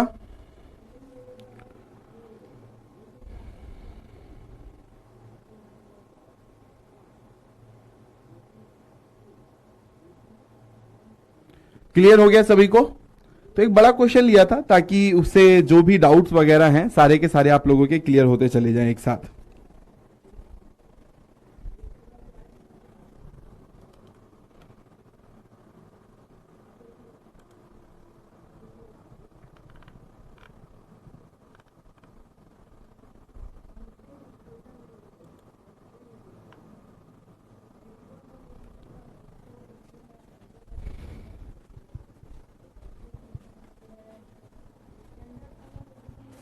कोई नहीं, क्लियर हो जाएगा, सारी कंफ्यूजन क्लियर हो जाएंगी। अच्छा, इसको क्या मैं बोल सकता हूं, towards left, towards left. Towards left क्यों मैं बोल रहा हूं, इसका मतलब समझिए। टुवर्ड्स लेफ्ट मैं क्यों बोल रहा हूं, क्योंकि हमारा जो 6PL/A आया है वो पॉजिटिव आया है। 6PL/A पॉजिटिव आया है, तो अगर पॉजिटिव आया है मतलब इस पूरे मेंबर में टेंशन होगा, ठीक है ना। मतलब अगर जो हमारा डेल्टा टोटल आया है फ्री एंड का वो पॉजिटिव आया है, तो पॉजिटिव का मतलब क्या हुआ, पॉजिटिव का मतलब क्या हुआ, ध्यान से सुनिए कि ये अंदर की तरफ थोड़ी नहीं आ रहा होगा। अगर पॉजिटिव आया है इसका मतलब ये इधर भागा, है ना। पॉजिटिव का मतलब है कि ये इधर के बजाय इधर भागा होगा, है। अगर निगेटिव आया होता तो इधर की तरफ आता, है ना भाई। निगेटिव आया होता तो ये चीज छोटा हो गया होता, ओवरऑल लेंथ जो हुई होती छोटी हुई होती, और छोटी तब होती जब डेल्टा माइनस में आता, तब ये राइट की तरफ जाता, है ना। जो ए पॉइंट का डिफॉर्मेशन है वो राइट की तरफ जाता अगर वो डेल्टा निगेटिव आया होता। लेकिन पॉजिटिव आया है तो मतलब वो खींचेगा, वो थोड़ा सा आगे की तरफ भागेगा, ये होगा डेल्टा, ठीक है। तो पॉजिटिव की तरफ आया मतलब ये जो ए पॉइंट है वो ए डैश जो है वो लेफ्ट की तरफ मूव किया है, ना कि राइट की तरफ। तो इसलिए मैंने वहां पर लिख दिया है लेफ्ट।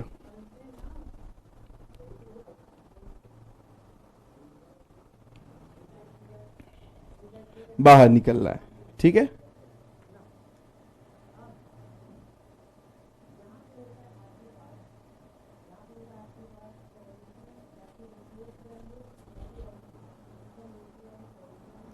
ठीक,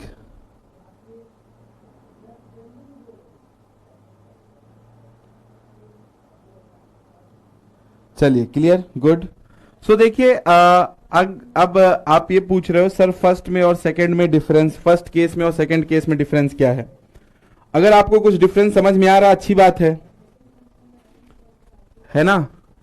और नहीं आ रहा है तो समझने की जरूरत क्या है कि क्या डिफरेंस है। जो ज्ञान मिल रहा है उसको लेते चलते हैं, है ना। बहुत बढ़िया क्वेश्चन था, समझ में आ गया, मजा आ गया, ठीक है। सभी को मजा आना चाहिए, है ना। समझ में आ गया अगर डिफरेंस क्या है तो ठीक है, नहीं भी समझ में आ रहा है तो क्या क्या क्या क्या करना है। दोनों केस तो समझ में आ गया ना आपको, दोनों केस तो समझ में आ गया ना। अब ये समझ के क्या करोगे कि दोनों में डिफरेंस क्या है, ठीक है। वैसे समझने की कोशिश करोगे तो समझ में आ जाएगा। मैं चाहूं तो बता दूं, बट मैं चाहता हूं ये खुद आप पॉइंट आउट करो कि दोनों में डिफरेंस क्या था, ठीक है। वरना फिर क्या मतलब कि सारी चीजें आपको मिल ही जा रही तो आपका दिमाग खाली बैठा रहेगा, कुछ उसको भी तो काम करने दो, ठीक है। सोचना कि क्या डिफरेंस है केस 1 और केस 2 में। केस 3, अच्छा नहीं, एक क्वेश्चन करते हैं। क्वेश्चन से अच्छे से, अच्छा एक स्टूडेंट का आ रहा है कि सर क्वेश्चन से उतने अच्छे से नहीं समझ में आता जितना डेरिवेशन से समझ में आता है।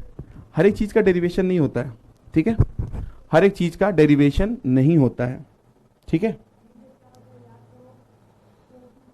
क्या कह रहे हैं सर, पॉइजन्स रेशियो तो डिफरेंट होगा क्योंकि सेक्शन 1 एंड 2 डिफरेंट है।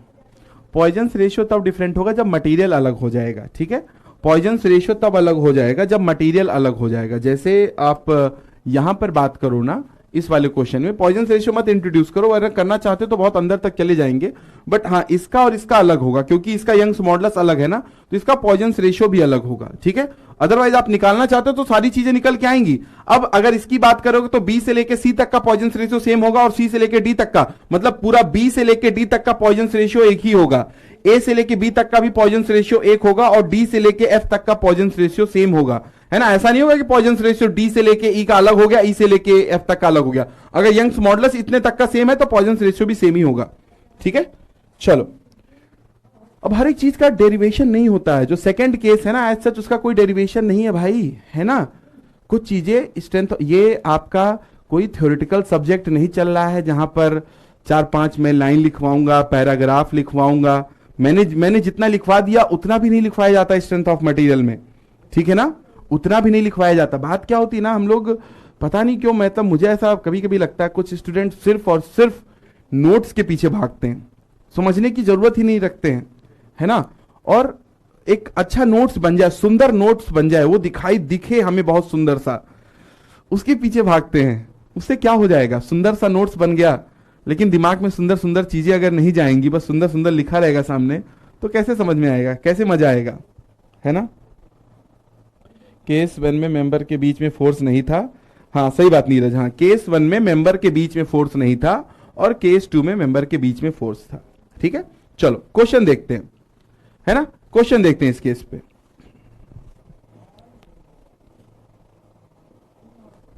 For the bar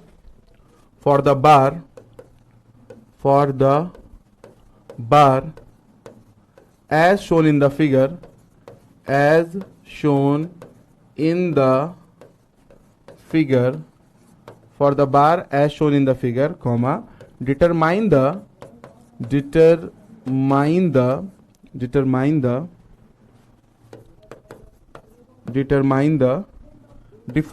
at the free end, determine the deformation at the free end, determine the deformation at the free end, determine the deformation at the free end if the deformation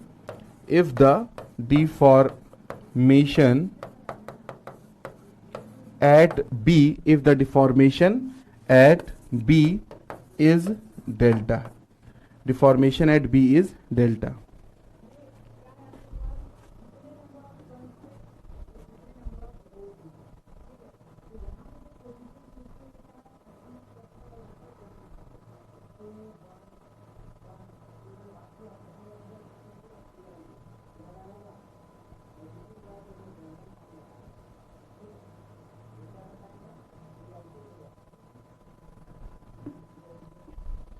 okay, short में निकाल दिए।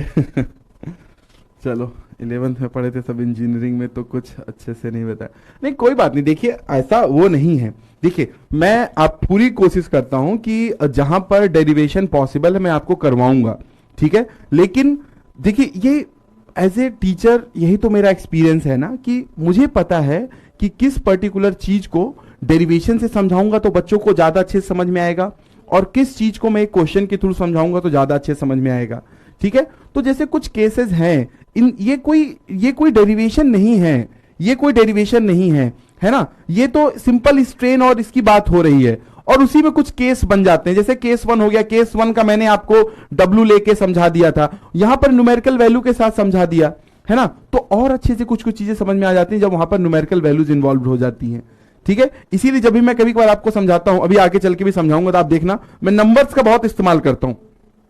उससे क्या होता है ना कि एक हमें दिमाग में एक चीज फिट हो जाता है, अच्छा हाँ ठीक है, ये यहां से यहां तक गया, फिर ये वापस आ गया। जब एक नंबर लेके हम लोग पढ़ते हैं ना, तो ज्यादा दिमाग में हो जाता है। हाँ,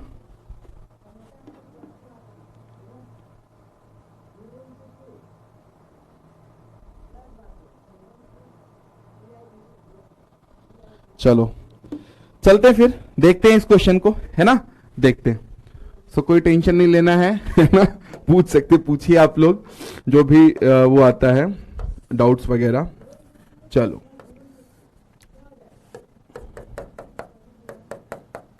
ये हो गया, है ना। और दूसरा मेंबर यहां पर है, दूसरा मेंबर यहां पर है। अब इस मेंबर में देखिए, इसके मैं लेंथ जरा देख लूं, इसका जो मैं लेंथ देख लूं, एल एल बाई टू है। यहां पर ये लेंथ जो है ये एल है, और यहां से लेके यहां तक का जो लेंथ है ये एल बाई टू है। यहां से लेके यहां तक का जो लेंथ है वो एल बाई टू है। पॉइंट्स जब मैं मेंशन कर देता हूं, तो ये आपका लॉन्गिट्यूडनल एक्सिस हो गया। और अगर यहां पर मैं पॉइंट्स मेंशन कर दूं, तो ये पॉइंट ए है, ये आपका पॉइंट बी है, ए पॉइंट, बी पॉइंट, यहां पर पॉइंट आपका सी है, यहां पर पॉइंट आपका डी है। ठीक है, ठीक है, चलो ये हमारे पॉइंट हो गए, A B C and D point हो गए। जो लोड लग रहा है वो मैं लगा देता हूं कहां कहां पर लग रहा है। सो जो लोड आपका लग रहा है, एक तो बी पॉइंट पर लग रहा है पी लोड, और एक तो सी पॉइंट पर लग रहा है पी लोड। ठीक है, ये क्वेश्चन है। अब इसमें देखता हूं मैं क्या क्या चीजें यहां पर लिखी गई हैं।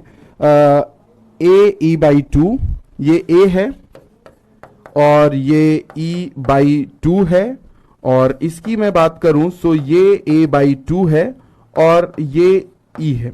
एक सेकंड फिर से देख लेता हूं, ए और E by two, A by two और ई, ए बाई टू और ई। ठीक है, हाँ ये दिया हुआ है। मतलब यहां से लेके यहां तक का जो प्लेन ऑफ क्रॉस सेक्शन है वो ए है, यंग्स मॉडुलस इसका ई बाई टू है। यहां से लेके यहां तक जो क्रॉस सेक्शन है वो ए बाई टू है, यंग्स मॉडुलस इसका ई है। तो ये चीज हमारे पास दिया गया है हमें। अच्छा, अब for the bar as shown in the figure determine the deformation at the free end, मतलब डी पॉइंट का आपको डिफॉर्मेशन पूछ रहा क्वेश्चन में। फ्री एंड का मतलब जो कि फिक्स नहीं है, फिक्स ये है तो फ्री ये है, तो आपसे फ्री का पूछ रहा है, फ्री का पूछ रहा है, डी वाले का पूछ रहा है। Determine the deformation at the free end if the deformation at B is delta. अगर बी पर जो डिफॉर्मेशन है वो डेल्टा है, तो क्वेश्चन में गिवन डेटा क्या है कि डेल्टा बी जो है वो डेल्टा दिया गया है। ठीक है, चलिए आप लोग सॉल्व करिए इसको। इस तरीके के क्वेश्चन आप लोग कर चुके हो। ठीक है, मैं 2-3 मिनट देता हूं, आप लोग सॉल्व करिए, बताइए क्या आंसर आ रहा है, फिर उसके आगे बात करते हैं। ठीक है,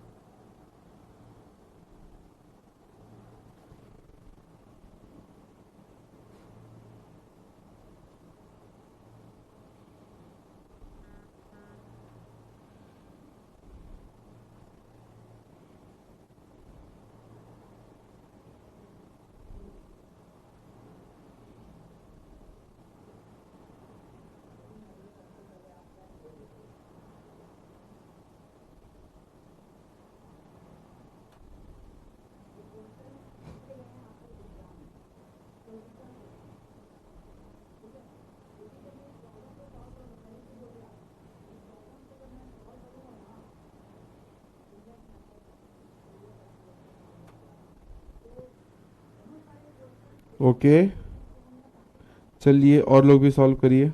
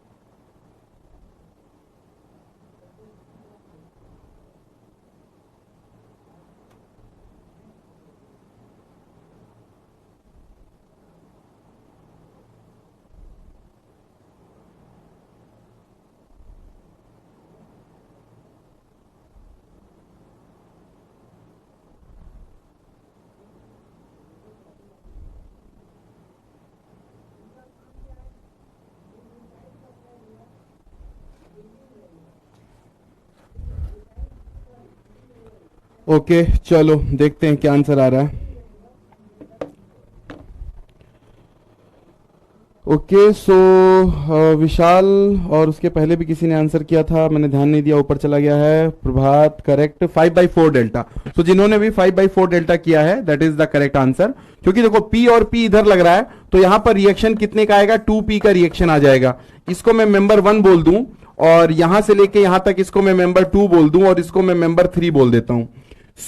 जो हमें डेल्टा बी दिया हुआ है बेसिकली वो डेल्टा बी ए दिया हुआ, बी जो दिया हुआ बेसिकली वो बी ए दिया हुआ है, ठीक है। और बी ए अगर डेल्टा है या मैं बोलूं ये डेल्टा 1 जो है वही डेल्टा है, ये डेल्टा 1 होगा, ठीक है। सो डेल्टा 1 क्या होगा, P1 L1 upon A1 E1 होगा, ये डेल्टा के बराबर होगा। P1 कितना होगा, अगर मुझे इस मेंबर में लोड चाहिए तो P1 कितना होगा, P1 2P होगा। सो P1 हो जाएगा 2P, ये L अपॉन यहां पर क्रॉस सेक्शनल एरिया A है और यंग्स मॉडुलस जो है वो E/2 है, यंग्स मॉडुलस E/2 है। तो ये 2 ऊपर आके 4 हो जाएगा। सो ये बन जाएगा यहां से इसको मैं लिख सकता हूं that 4PL upon AE is equals to delta. So PL upon AE जो होगा वो डेल्टा बाई 4 हो जाएगा, ठीक है। ये तो हो गया P1। अब मैं अगर P2 निकालता हूं सो P2 के लिए मैं यहां पर सेक्शन लूंगा और जब मैं यहां पर सेक्शन लूंगा, जब मैंने P1 के लिए यहां सेक्शन लिया था तो इसके लेफ्ट हैंड साइड 2P जा रहा था। जब मैं यहां पर सेक्शन लूंगा तो इसके राइट हैंड साइड एक लोड P है और इसके लेफ्ट हैंड साइड देखो ये 2P माइनस P। सो P2 जो होगा वो P होगा, P2 जो होगा वो P होगा। और अगर मैं P3 की बात करूं सो P3 के लिए मैं यहां पर सेक्शन लूंगा, P3 के लिए मैं यहां पर सेक्शन लूंगा तो इसके राइट हैंड साइड कोई लोड नहीं है और इसके लेफ्ट हैंड साइड अगर आप लोड देखोगे सो 2P का इधर फिर P इधर फिर P इधर, तो P3 हो जाएगा 0, P3 हो जाएगा 0। अब मुझे कहां पर पूछा गया है, मुझे पूछा जा रहा फ्री एंड का मतलब D पॉइंट पर। सो डिफॉर्मेशन है D का मतलब होता है D से लेके A तक आऊंगा, मतलब पहले मैं D से लेके C जाऊंगा, फिर C से लेके B जाएंगे और फिर B से लेके A जाएंगे। सो जब आप D से लेके C जाओगे तो यहां पर तो P3 0 है, तो P3 0 है तो डेल्टा D से लेके C तक ये भी 0 हो जाएगा।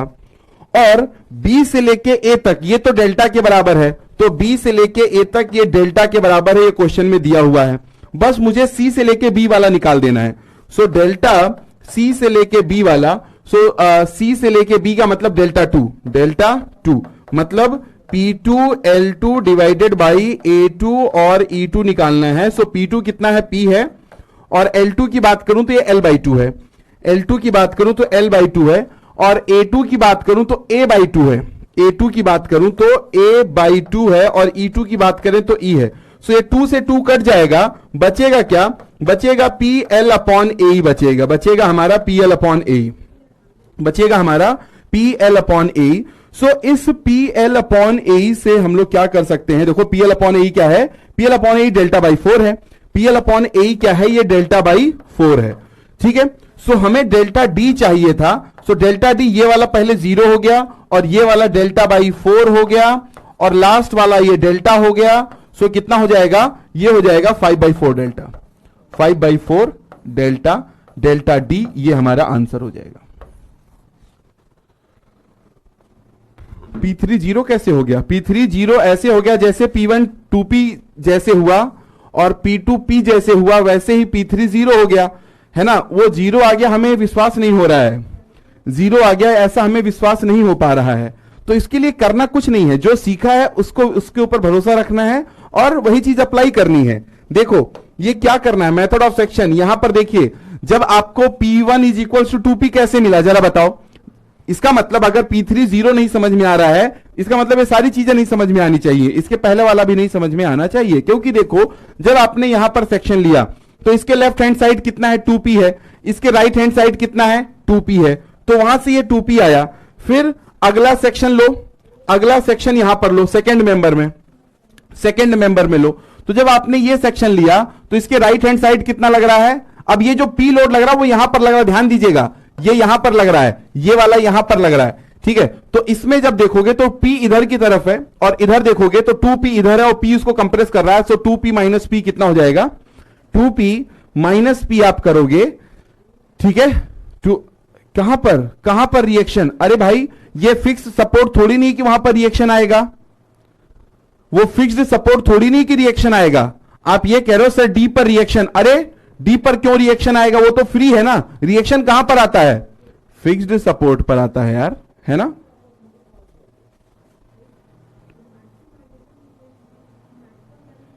ठीक है, अब यहां पर देख लो, अब आप इस वाले सेक्शन को लोगे, क्या इसके राइट हैंड साइड में कोई लोड है, नहीं है। इसके लेफ्ट हैंड साइड में देखो 2p उधर है, p इधर है, p इधर है, जीरो हो जाएगा।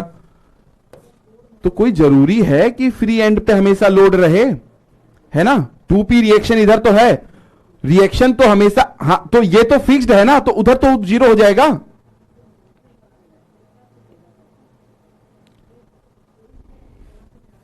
ठीक है, तो रिएक्शन देखो, जब यहां पर P लोड लगा, यहां पर P लोड लगा, उसका रिएक्शन यहां पर 2p आ गया।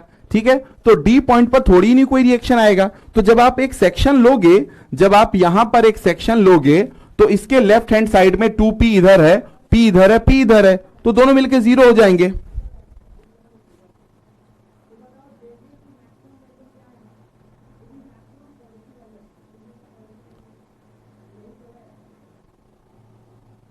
डेल्टा किसमें 2 कहां से आया यार, ये सब पूछने से पहले ना एक बार देखा करो यार क्वेश्चन में क्या लिखा गया है ना।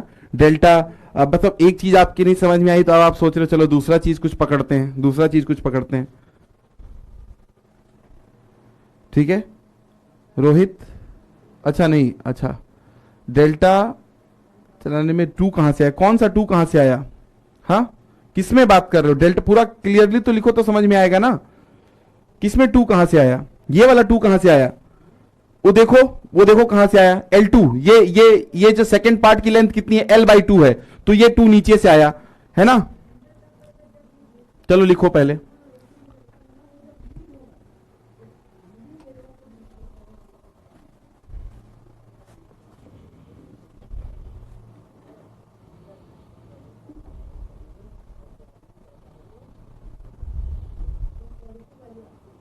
लास्ट टू, चलो मैं भी बताता हूं, पहले इसको लिख लो, जिसका जिसका रह गया है लिख ले, फिर मैं लास्ट 2 बताता हूं।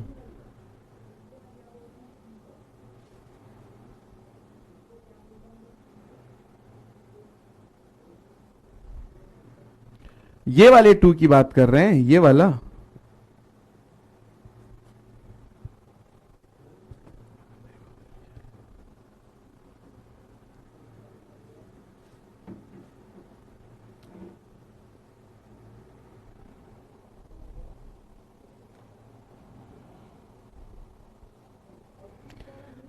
ठीक है हो गया।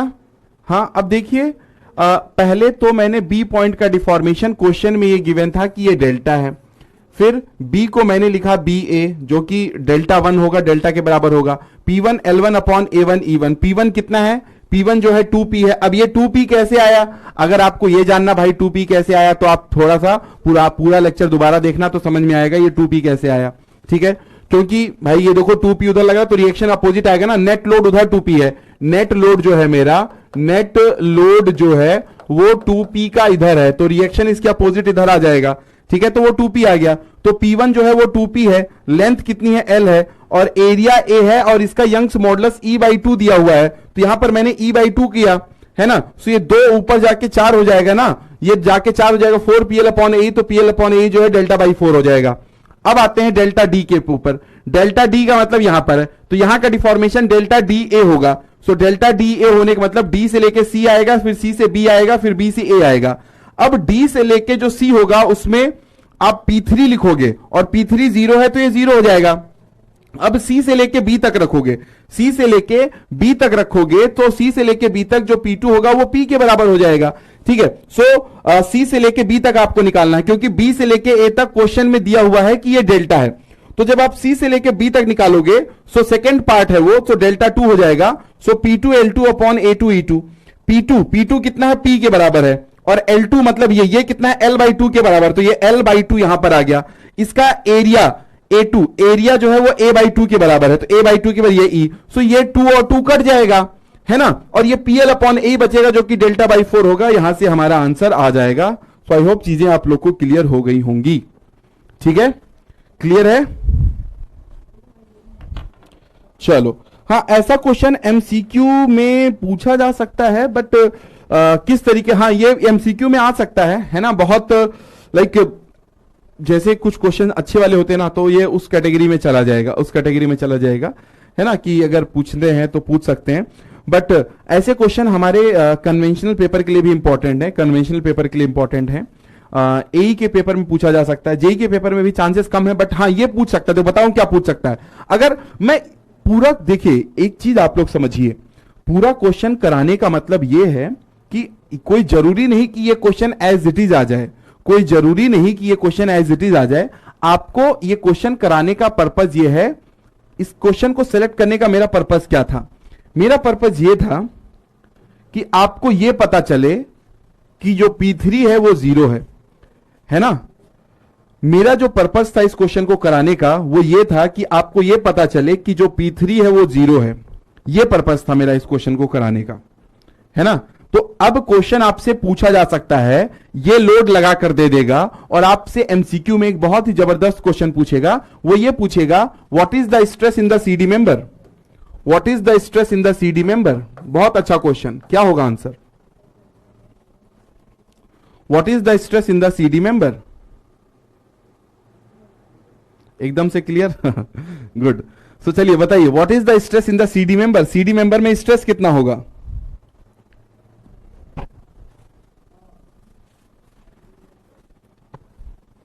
Very good, very good Priyanka, Rahul, Manas, Aniket. चलिए अभी तक किसी ने भी गलत आंसर नहीं दिया। वेरी गुड, मृत्युंजय, प्रभात, आदित्य, रामेश्वर, प्रखर। करेक्ट, करेक्ट, सभी का करेक्ट है। सिंपल सिंपल है ना। यस कीर्ति, है ना। सिंपल भाई, जब लोड ही नहीं है सीडी मेंबर में, जब लोड ही नहीं है तो स्ट्रेस, यही ऐसे क्वेश्चन पूछे जाएंगे, है ना। तो देखने में तो लगेगा कि यार ये क्या है, क्या सब बना दिया है, और जिसको कॉन्सेप्ट पता है उसको सेकंड भी नहीं लगेगा आंसर करने को। क्यों? क्योंकि वो रिएक्शन वेक्शन कुछ नहीं निकालेगा। एक बात बताइए, अगर ये क्वेश्चन आपसे मैं पूछता हूं तो क्या आपको ये रिएक्शन निकालने की जरूरत है? क्या आपको ये रिएक्शन निकालने की जरूरत है? आप क्या करोगे? बिना रिएक्शन निकाले ही, बिना रिएक्शन निकाले ही क्या करोगे? सीधा एक सेक्शन यहां पर लोगे। अब क्योंकि जब आपने रिएक्शन नहीं निकाला है तो आप लेफ्ट हैंड साइड यूज ही नहीं करोगे, है ना। क्योंकि लेफ्ट हैंड साइड आप तभी यूज कर पाओगे जब आप रिएक्शन निकालोगे। समझ रहे हैं? जब आपके पास रिएक्शन नहीं है और आपने लेफ्ट हैंड साइड, तब आप यूज नहीं कर पाओगे, क्योंकि रिएक्शन होना चाहिए। तो मैं क्या करूंगा? मैं लेफ्ट हैंड साइड यूज ही नहीं करूंगा, मैं सेक्शन लेके राइट हैंड साइड यूज करूंगा। मैं सेक्शन लेके राइट हैंड साइड यूज करूंगा। तो मुझे राइट हैंड साइड में कोई लोड नजर नहीं आया, मुझे राइट हैंड साइड में कोई लोड नजर नहीं आया, तो मैं बिना रिएक्शन निकाले तुरंत बताऊंगा कि इसमें लोड 0 है, और अगर लोड 0 तो स्ट्रेस 0 होगा। ठीक है। क्योंकि अगर मुझे लेफ्ट हैंड साइड यूज करना होगा ना, तब मुझे पहले रिएक्शन निकालना पड़ेगा, पहले रिएक्शन निकालना पड़ेगा। अब ये 0 बनेगा, अब ये लेफ्ट हैंड साइड 0 बन जाएगा। देखो 2p then p then p, है ना, ये 0 हो जाएगा। ठीक है। तो ऐसे क्वेश्चन बनते हैं, ऐसे क्वेश्चन। तो ये इसमें तो आपको टाइम लग गया ना, इसमें तो आपको टाइम लग गया। तो ये क्वेश्चन हो सकता है ना पूछा जाए, लेकिन ये पूछा जाएगा, है ना, ये पूछा जाएगा। तो इस तरीके से हम लोग करेंगे, है ना। तो कोई भी क्वेश्चन ये मत समझ के करो कि इस लेवल का क्वेश्चन तो आता नहीं, बट उसमें से छोटे छोटे क्वेश्चन बनते हैं ना, उसमें से छोटे छोटे क्वेश्चन बनते हैं, उससे हम छोटे छोटे कॉन्सेप्ट समझते हैं, आगे बढ़ते हैं। ठीक है। चलो, तो ऐसा एक काम करते हैं ना, आज की क्लास को मैं यहीं पर एंड करता हूं। ठीक है ना, आज की क्लास को यहीं पर एंड करते हैं, और नेक्स्ट हम लोग देखेंगे हमारा जो थर्ड केस है, थर्ड केस वो बहुत इंपॉर्टेंट है, उससे बहुत क्वेश्चन बनता है, अच्छे लेवल के क्वेश्चन बनते हैं उससे। सो वो है bars fixed at both the end.